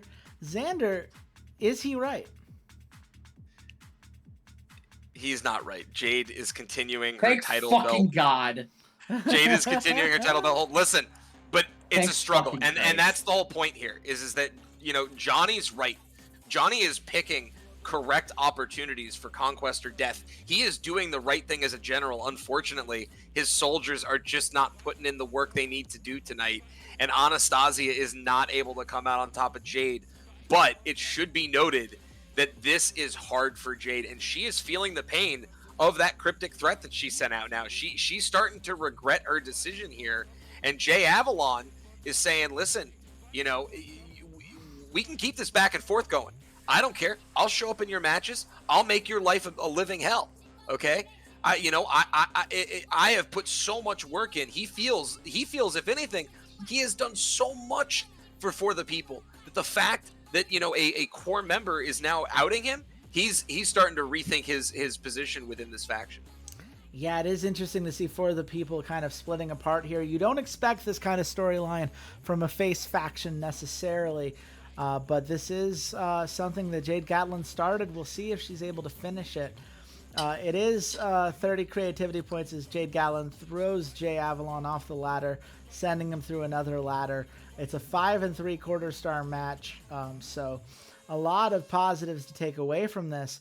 But I will say, I question the idea that Johnny Hangtime is this perfect general, because he purposely put Emily Everett in a position where she lost a match to For the People. He has allowed For the People to build some of this momentum here, and in a total war environment, I don't think he should be able to just run off scot-free and pretend like he hasn't opened the door for the People here.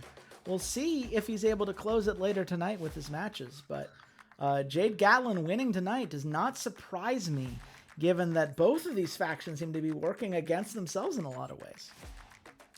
Yeah, I mean, for the most part, it's Conquest or Death working against themselves. But For the People, again, you see it here too. They've got their own issues, and that's just the nature of the beast when you're in what is ostensibly right now one of the hottest promotions out there in wrestling, and then on top of that, you are the two highest ranked factions by a long shot, and have the most standing history. It's just it is what happens.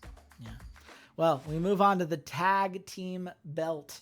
The Blot Out the Sun just won this a month ago, and they are up against both Flame Regiment and the Defenders of Virtue, both of which have not had a formal match in a tag promotion, though Flame Regiment had an informal one before they were officially kind of canonized, if you will, as a tag. How did this match come together? Yeah, listen, you know, blot out the sun, and I mean, Flame Regiment. We saw them form. For those that watch the weeklies, you saw Flame Regiment form. They came out, they looked hot, they took a big win. General Hayashima and Wijaya, you know, pretty aptly recognizing that this tag division, especially with the castles and the hang times, not taking an enormous part in it right now. That this was their division to kind of come out and conquer. You know, and so they feel pretty confidently that, hey, Blot Out the Sun are really good. But I think we're good enough to take this belt off of them. And then simultaneously, you've got Defenders of Virtue, right? You've got Alex Jim and Gaijo Jade, who Alex Jim just lost the heavyweight title. And he's looking to kind of rebound and find an opportunity for himself. And he said, you know what? Braden and DJ are not wrestling for this tag belt. They just lost it. They both said that they wanted to take a break, and for the people need to be here. They need to be represented. And Alex Jim said, you know what? I can put my solo ambitions on hold for a little while, and let's see what we can do in this tag division. You know, Flame Regiment are brand new. At the very least, we'll put the hurt on them. Mm-hmm. But if I'm being honest, for the people don't really see Juge as that much of a threat. Everyone's kind of looking at Juge like, hey, you guys took the belt in a weak division when the castles were focused on other stuff. You know, For the People was busy with other stuff. You know, you guys are good, but you're not that good. You know, you took the low-hanging fruit. And so Defenders of Virtue formed in the same, kind of with the same identity as Flame Regiment. Gaijo and Alex going, hey, we're two superstars. And if the best that they can send out are like the fifth and sixth guys from Burn It All Down, and these two guys from Juge, man, this thing is free. And of course, Blot Out the Sun are saying, oh, okay, guys, you think we're free? You think we took low hanging fruit? You think we're not here to be messed with? You know, you think Juge didn't build everything around this? Come find out. Come find out. And that's the match tonight. That is the question here, Walter. Does Blot Out the Sun, which, you know, a 2-3 record, but they won the tag belt, they earned that, and they have built chemistry together. Is that enough to put off the Defenders of Virtue, which have two incredible solos competitors, but have not fought as a duo before, or Flame Regiment, who are also both strong singles competitors, but have only had the one match together? Who do you think gets the nod tonight? I must keep consistent with my rules. You do not take the belt off after 1 month. Give it to Blot Out the Sun. Do you agree with that, Xander? Is that your... Yeah, it's Blot Out the Sun. Listen, Juge are actually stronger than people give credit, okay? And you know, like Flame Regiment kind of knew that coming into this. They thought maybe we will, you know, take a little bit of time because we're new to this. But I'll be honest, Defenders of Virtue were kind of gobsmacked tonight. These guys are both very talented. Alex Jim is a superstar. And Gaijo Jade is not far off from face of the company status. So for them to lose this match together, even though they've never wrestled before, is still a huge surprise to them. Yeah, I mean, look, it does increase the tag belt championship to quite a bit. You know, we're seeing that well on its way to a gold prestige. We see a third holy shit moment of the night as Green Arrow got up from Alex Jim's finisher before asking him to hit another. It's a big win for Juge in a 5 3/4 star match, which I have to imagine you're feeling pretty damn good about. Sure are. Sure are. But we'll see how Alex Jim handles it, right? You know, he is someone, he put his solo stuff to the side to try to stand up here, you know, and with further people already kind of feuding amongst themselves a little bit, we'll see if he and Gaijo Jade continue to be on the same page and continue to put in the time to become the tag champions that they thought was going to be handed to them. But we move on now to the men's lightweight championship between Executioner Goro and Phil Hangtime. Both of these men, 5 out of 6 months to being faces of the company. Both of them will lock in their position as a face of the company based on tonight's performance. Xander, what draws these two competitors to compete in a casket match tonight? You have one guy that sees himself as the future of the Hangtime dynasty, feels like he's going to be the one hand-selected to take over for his brother, the Emperor, okay, has been aligned with him at all opportunities, has even worked directly against Eric and Elliot on Johnny's wishes. Phil, he sees himself as the future, right? But he's willing to wait. He's willing to wait for when Johnny, he's young, and he says, I need a little more time to learn, and there's no one better to teach me than Johnny. And because of that dedication, right, that puts him in the position he's in as arguably the number 2 or number 3 guy in Conquest or Death right now. Only behind, I know that you can ignore that honorary. He's not an honorary, and that title's stupid anyway because it's wrong. He is a hang time. But then you've got him feuding with the guy that took his belt 3 months ago, Executioner Goro. All right, and bear in mind when that belt changeover took place, that was their second match. So Executioner really came in and ripped that belt off of Phil Hangtime with a quickness. Phil was surprised. That was the kind of thing that you expect to happen, at the end of a feud. All right. But that was the beginning of this feud.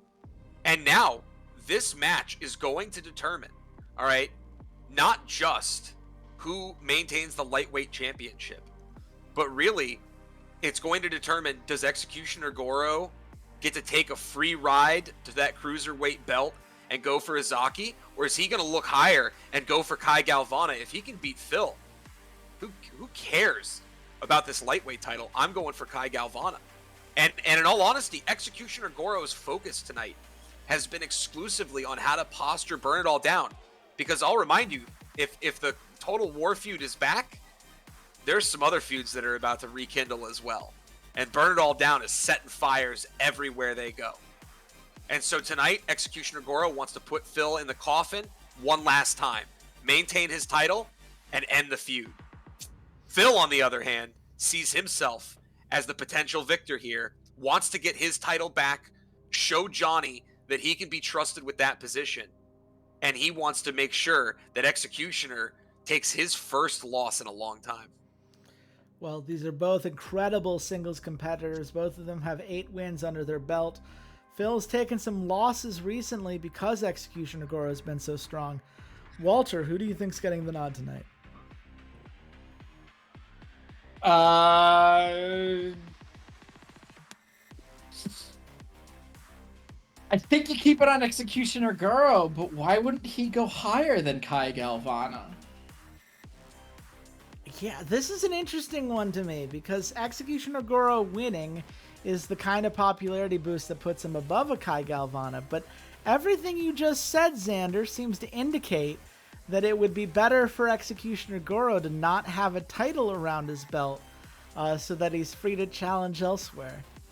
Is that... You're mistaking that those two things are mutually exclusive. Am Not I? in this promotion. Given the result that I have written on my spreadsheet, am I really? Well, I mean, what you said was wrong, but no, yes, Phil is winning tonight. The way you framed it was incorrect, though.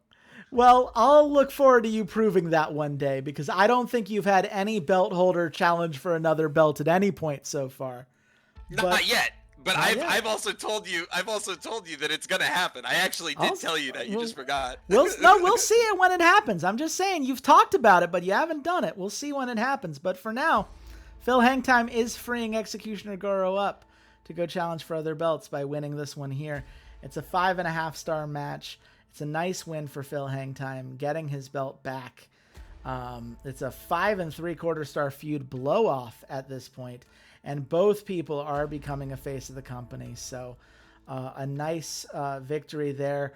We are seeing Burn It All Down falls a little bit. Or actually, it's an overall growth. Because at the same time he loses the championship, he becomes face of the company. These are actually happening simultaneously. So still an overall growth. Conquest or Death getting both of these things. Certainly a growth for them. In the men's lightweight championship, it is a good time, given that we saw the 4 months, I think, that Executioner Goro had. Yep. A good time to make that changeover. And with 5.5 stars, I imagine you're feeling pretty good. Yeah, we're feeling good. Listen, and Phil's feeling very good. Johnny is very happy about that one. Johnny really needed a win tonight. He did correctly identify some moments, but for the people, just been too good. at the very least, he wanted to get a win against Burn It All Down, and taking the belt off of Executioner. Listen, Executioner's not happy about that. Bear in mind that Executioner would rather vacate the title, hand it to somebody, take 2 belts, literally anything other than this result. And I think that morale hit shows exactly that is the case. That is fair. How do you feel about how this all went down, Walter? It's definitely interesting. I have been sitting here wondering when the Hang Time Dynasty ending is coming. You know, when is the finale eventually going to happen? And perhaps this may be the beginning of the end, or perhaps, you know, we're just in the first inning and we're gonna have to put up with this fucking storyline for another 10 months. It has been teased for a bit. We will see when the trigger gets pulled, but for now, Phil just gets to celebrate a victory, and Xander gets to celebrate 2 new faces of the company, both of which are clear victories here. But we move on. You know, Executioner Goro staying near the ring because he is the manager now for Black Bull as we get into this triple threat ladder match between himself, Azaki Cordova, and Vince Rivera. Xander, tell us, how did this match come to pass? You've got For the People, and you've got 2 core members of Burn It All Down. All right. First and foremost, let's go over Vince. Okay, Vince has been losing a lot. Vince really, really wants to get a win here. Ever since he lost the Return to Glory belt, he has been contesting for the lightweight title, the cruiserweight title, even being in some of the heavyweight title matches, and has yet to be able to come out with a win. He's always in hype matches. He's always got Krieger there by his side, but he cannot finish it and pull out the dub. Simultaneously, you've got Black Bull, who just had Executioner step in as his manager, because Executioner is using him as a forward soldier again, but he also wants him to stop losing. Both these Burn It All Down members are arguably 2 of the strongest, most talented wrestlers in Burn It All Down, and yet they are on insane losing streaks. And tonight, they have to come up against the likes of Azaki Cordova, who has been on fire for our promotion, and he is rapidly becoming the next leader of For the People. I mean, Alex, Jim, you saw what happened tonight, right? Listen, For the People, they're not stupid, okay? And despite Alex, Jim being the sole leader right now, a lot of people are looking to Azaki to see what to do next, you know, and he's had a huge hand in the conversations, and he has been the one helping lead Jade Gatlin, helping lead these members of For the People that are racking up wins against Conquest or Death, which, if you'll recall, that was really hard for them to do in the first feud. So Azaki is the guy right now, and you know, Burn It All Down are trying to posture themselves to take him down, because while they don't want to see Conquest or Death win necessarily as like a victory, they do know that For the People, are looking problematic right now. And Conquest or Death still lets Burn It All Down get away with some stuff. They can work with Johnny to some degree, because even though they do want to tear the promotion down, they've gone after the hang times, they're still a heel faction. And Johnny lets heels kind of roam when he needs them to do his work. Burn It All Down cannot work under a system where For the People would be the ones in charge. They are diametrically opposed on every single level. And so tonight, it's Azaki basically up against 4 people. He's up against Black Bull. He's up against Vince Rivera, with Executioner Goro, the faction leader, and Krieger, the faction lieutenant, right behind them in their ear, telling them how to go about taking this belt off of Azaki. Yeah, you look, I mean, Azaki, you know, a great example of why win-loss record can be deceiving in Glory of Legends, right? Because he was 0-6 at one point, but since then he has won 5 matches in a row, including at least 3 title defenses at this point. Meanwhile, I mean, it's a combined 0-15 streak for Black Bull and Vince Rivera. The question is, Walter, do you think this is the moment where Xander pulls the trigger and gives either of them the nod to take the Cruiserweight Championship? I mean, I think if you were going to do it, this would be a good opportunity to do it. You've got Cordova lined up against multiple heels, both working with their managers. But my question is, do they get in the way of each other? You know, Black Bull and Vince Rivera both want to win. Do they prevent the other one from stopping Azaki? And now Johnny has to deal with another potential face of the company. I think that comes down to the ultimate question here. And yeah, I'm gonna say Azaki wins it. You believe in Azaki retaining tonight.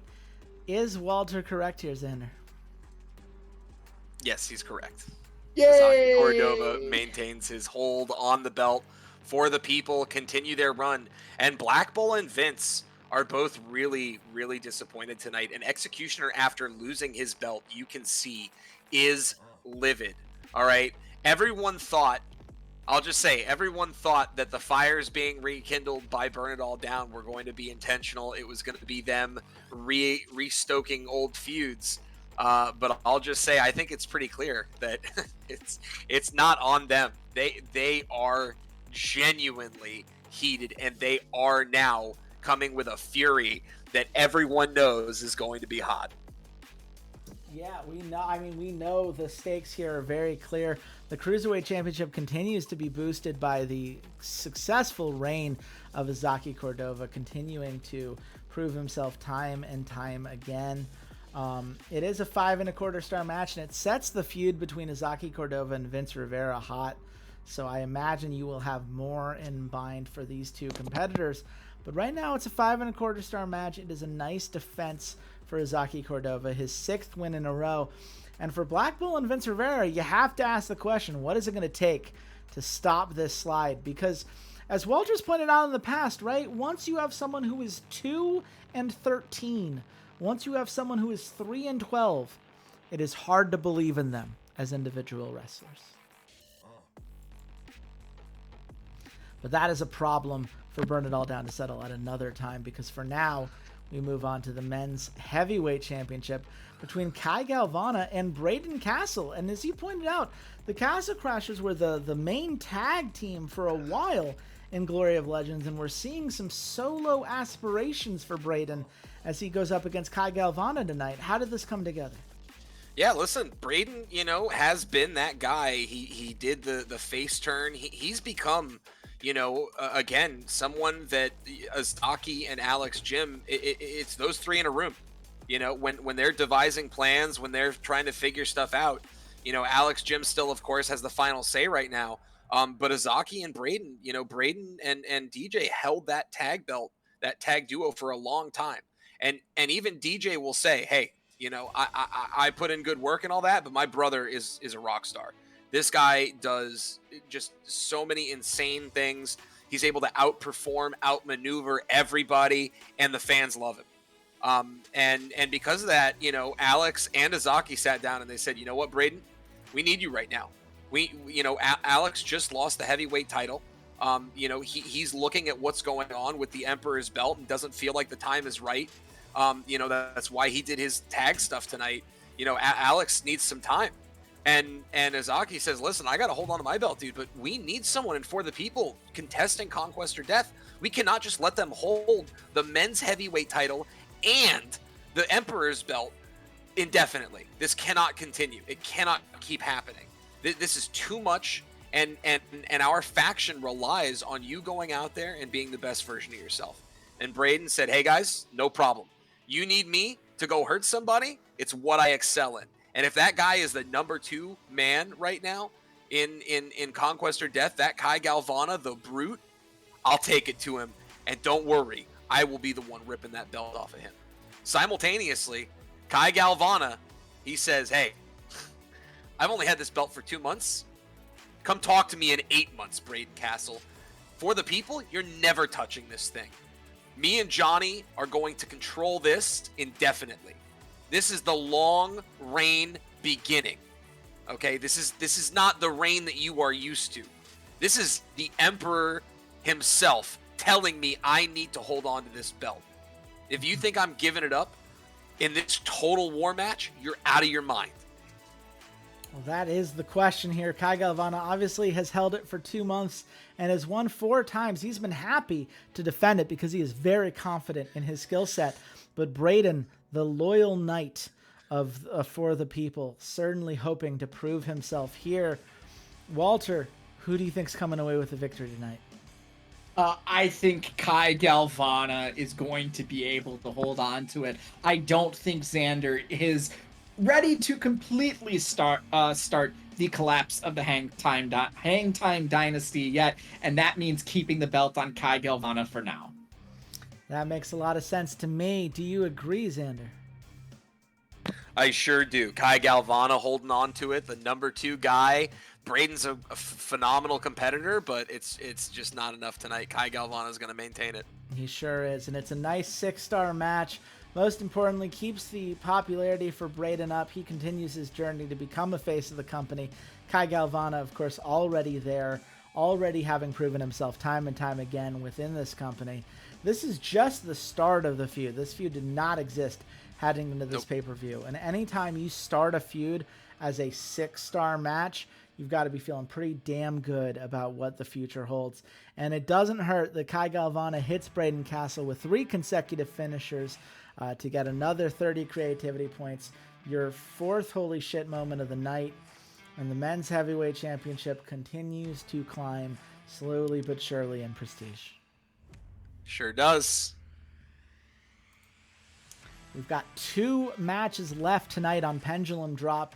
We go to the women's championship match between Heike Emoto, who just won the belt last month, versus some incredible talented challengers in Kurosaru, Ume Amikio, and Maricela Reyes. I mean, you spoke about how good Maricela is earlier tonight. Tell us how all of these challengers, multiple of whom are fighting to become faces of the company, came together to try to take down Heike Emoto. Yeah, listen, Kurosaru and Ume both recently lost belts, okay? And they both lost them to members of For the People. I will just put it bluntly, Johnny is livid with their performance recently. Ume took the belt off of Emily and then gives it away to Heike. Kurosaru losing her belt to Jade Gatlin. It's not looking good for those 2 women right now, okay? Simultaneously, Maricela has finally earned her place. Bear in mind, she started off like 0-6. So she is 2-2 in her last matches, more or less. Or I'm sorry, like 4-2 or 4-4, something like that. She has won more of her matches than she has lost in her last half of her, this second half of her career so far. And she's been doing that not in low-end matches, not with just women like Anastasia and Paisley and them. She has been taking it in big matches. She's been finding herself in matches with Emily Everett, with Kurosaru, with Heike, with Ume. And now she says, I am the woman in Burn It All Down. And Executioner has been the sole leader, and it's been a bunch of moronic men lieutenants. And I am so sick of these guys telling me that I'm just a woman and blah, blah, blah. And guess what? Maricela has been showing them up day in, day out. She has nonstop put the hurt on them, internally within Burn It All Down. And now she finds herself being able to contest for the highest ranked women's belt, the second highest ranked belt in this promotion. And she wants to make it happen. And then, of course, last but not least, you've got Heike, who's about to become a face of the company, just took the belt back and says, I need to maintain this for the people. I need to be the one holding on to this. I cannot let go. And I definitely cannot let go to Conquest or Death. I know that I just ripped this off of Ume, and losing to her would be a devastating, but even worse would be losing it to Kurosaru, who, they've been going at it. So either way, she cannot give this belt up tonight, because everyone that wants to take it, risks doing ultimate harm to For the People. Yeah, I mean, look, Kurosaru and Maricela Reyes have had a headhunting feud for a while, so I imagine one of them is Burn It All Down. Otherwise, they wouldn't be headhunting. Yeah, Maricela's Burn It All Down. Burn It Again, All that's Down. what. So, Yeah. So two Conquest or Death, one Burn It All Down, one For the People. in an Iron Man match in which all of these competitors desperately need to secure a win. Walter, who do you think Xander gave the nod to? I think you keep it on Heike Emoto here. Any particular reason beyond she just won it? But no, she just won it. I mean, that's as good a reason as I can come up with. Do you agree there, Xander? Yeah, that's fair. She just won it. And stuff's getting spicy, but yeah, it's not changing over tonight.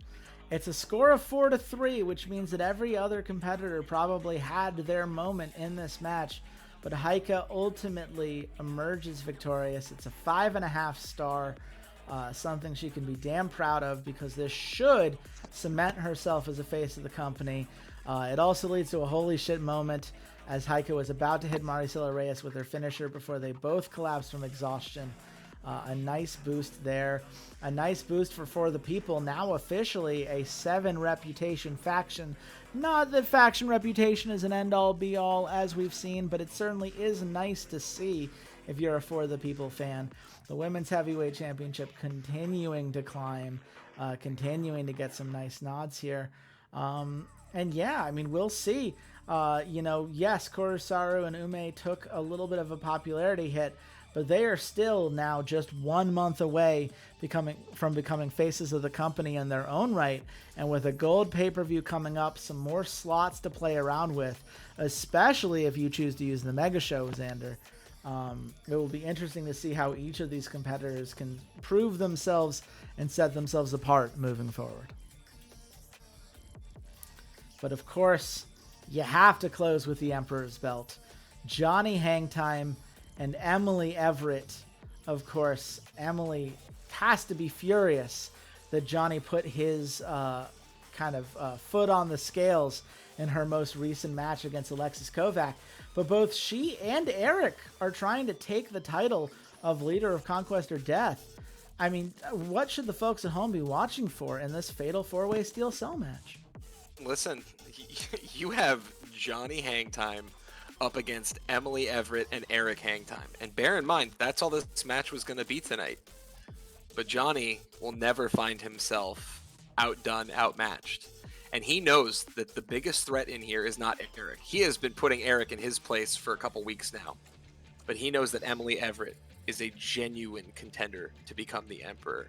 And despite her record, she is scary good. All right? So who did Johnny invite to come compete for the Emperor's belt as well? That's right. It's Alexis Kovac. It is the guy that Johnny just tipped the scales in favor of over Emily.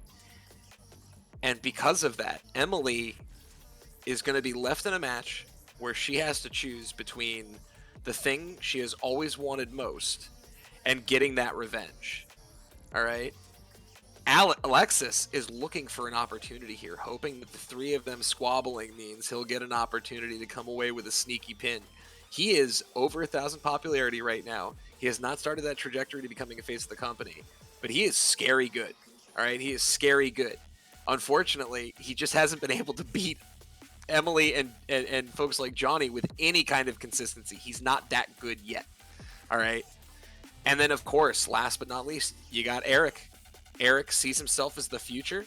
He is despondent with his position right now.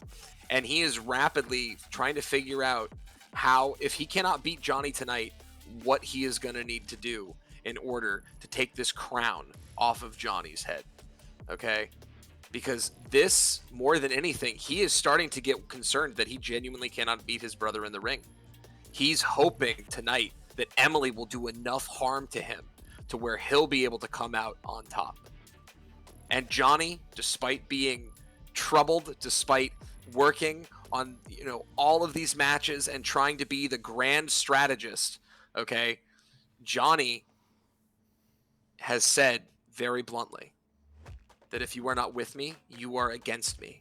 And he no longer sees Conquest or Death solely as his soldiers that he's leading into battle. He sees it as him and a few select people against this entire promotion.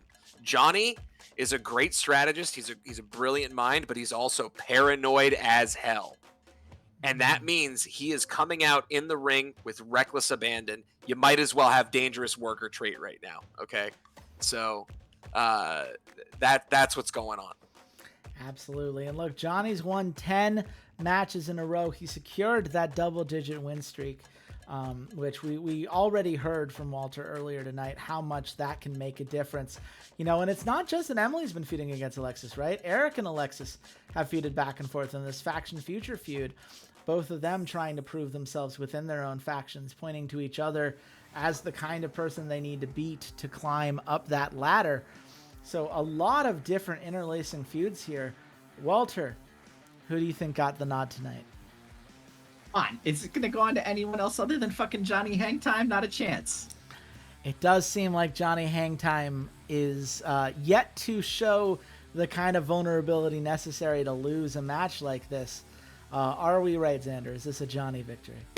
Listen, you guys are right, but I will say that this match is going to showcase that this is the first time Johnny looks scared that he might actually be in the potential to lose a match.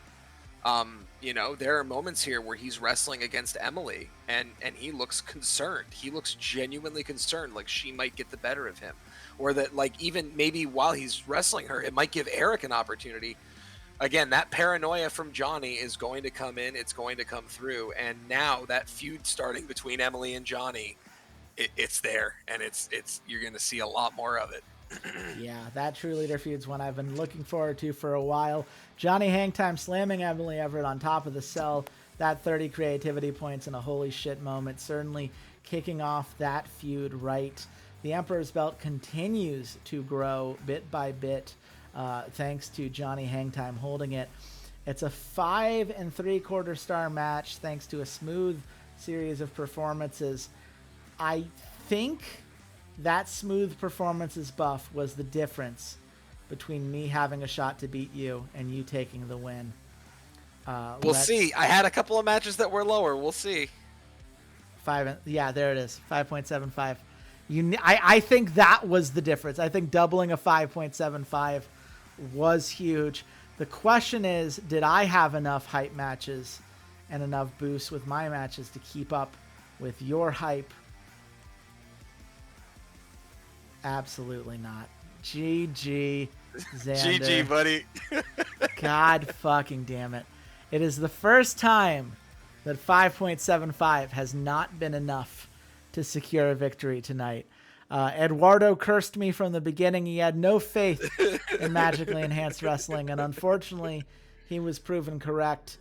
Walter and Eduardo, you both put up incredible cards, but unfortunately, we live in a league in which it's a zero-sum game, and a 5.5 just does not hold up compared to the sheer volume of high-level matches that someone like Xander brings to the table. And with that victory, Xander, you are officially in the lead in this competition with 6.5 points. I am a full point down moving forward, and Eduardo trying to catch up to both of us at 4 points. How are you feeling, buddy? Listen, man, it was a lot. We put in a lot of effort into these matches and into the hype and into the feuds. The entire promotion is happy. I want to shout out my good friend Chase Wassenaar, all right, the Red Shirt King, for playing with me a bunch, and my competitors, Walter, and that other guy whose promotion sucks. No, I'm just kidding. I just wanted to turn into me flaming Eduardo's promotion one more time. But no, listen, I learned a lot from you guys, flat out. I would not be doing this on my own had I not played with y'all and taken bits and pieces from everyone, and now we have been able to build some consistent storylines, to maximize our hype matches and especially work off of these faction feuds. And I'll say that there's a lot more to come. I'm hoping to pad enough of a lead so I can do some silly stuff that I want to try. But I'm happy to have finally taken the lead here, and to do it the biggest thing for me, and the thing that has been the bane of my existence in this entire competition, has been consistency. And the fact that I won all 3 weeklies, not just the overall weekly score, but all 3 weeklies and the pay-per-view. Has that been done yet? Has anyone won all 3 weeklies in a row and a pay-per-view? I did it once, but way back in the day before people had built Okay. experience around it. And I didn't have quite the score that you did. So, well, regardless, I now joined the club of people who have managed that level of consistency with you. It feels real good. It feels real good. Yep. And I joined the exclusive club of people with a 5.75 who lost. So, real fun club over on my end. Walter, how are you feeling now that you've seen the final score shake out? I hate this game. Yeah, that's fair. No, that's. I fucking hate this game. Well, this is the game that we will continue to play. It's been a fun time, despite the saltiness that I think Walter and I both feel. Ultimately, I just enjoy an excuse to tell some wrestling stories with some friends. We will see how all of this shakes out as we head into the next set of weeklies. And let me tell you, Xander, if getting a bunch of faction feuds and building up the hype for that is what it takes to challenge you, the way that I pulled it off at the 3rd pay-per-view, the first gold pay-per-view that we did, rest assured, I am ready to abuse some hype mechanics to make that possible. I look forward to it. But for now, where can the nice people at home find you? You can find me on all socials at Tentacle Coach, doing the League of Legends coaching thing. But more importantly, as always, please go follow Brooklyn College Esports. That's at CUNYBC Esports. Go check them out. Postseason's about to begin. League of Legends team doing really amazing work right now, but we also got Val, Smash, our Counter-Strike team just secured themselves in playoffs. Just go give them some love. A bunch of college students working really hard. Thank you. Yeah, absolutely giving them some love. Also, Wrestling Spectator, go fuck yourself for having nothing but MEW headlines and having me lose. Great. That's not fair. That's great. not fair. That's great. That's great. Walter, where can the nice people at home find you?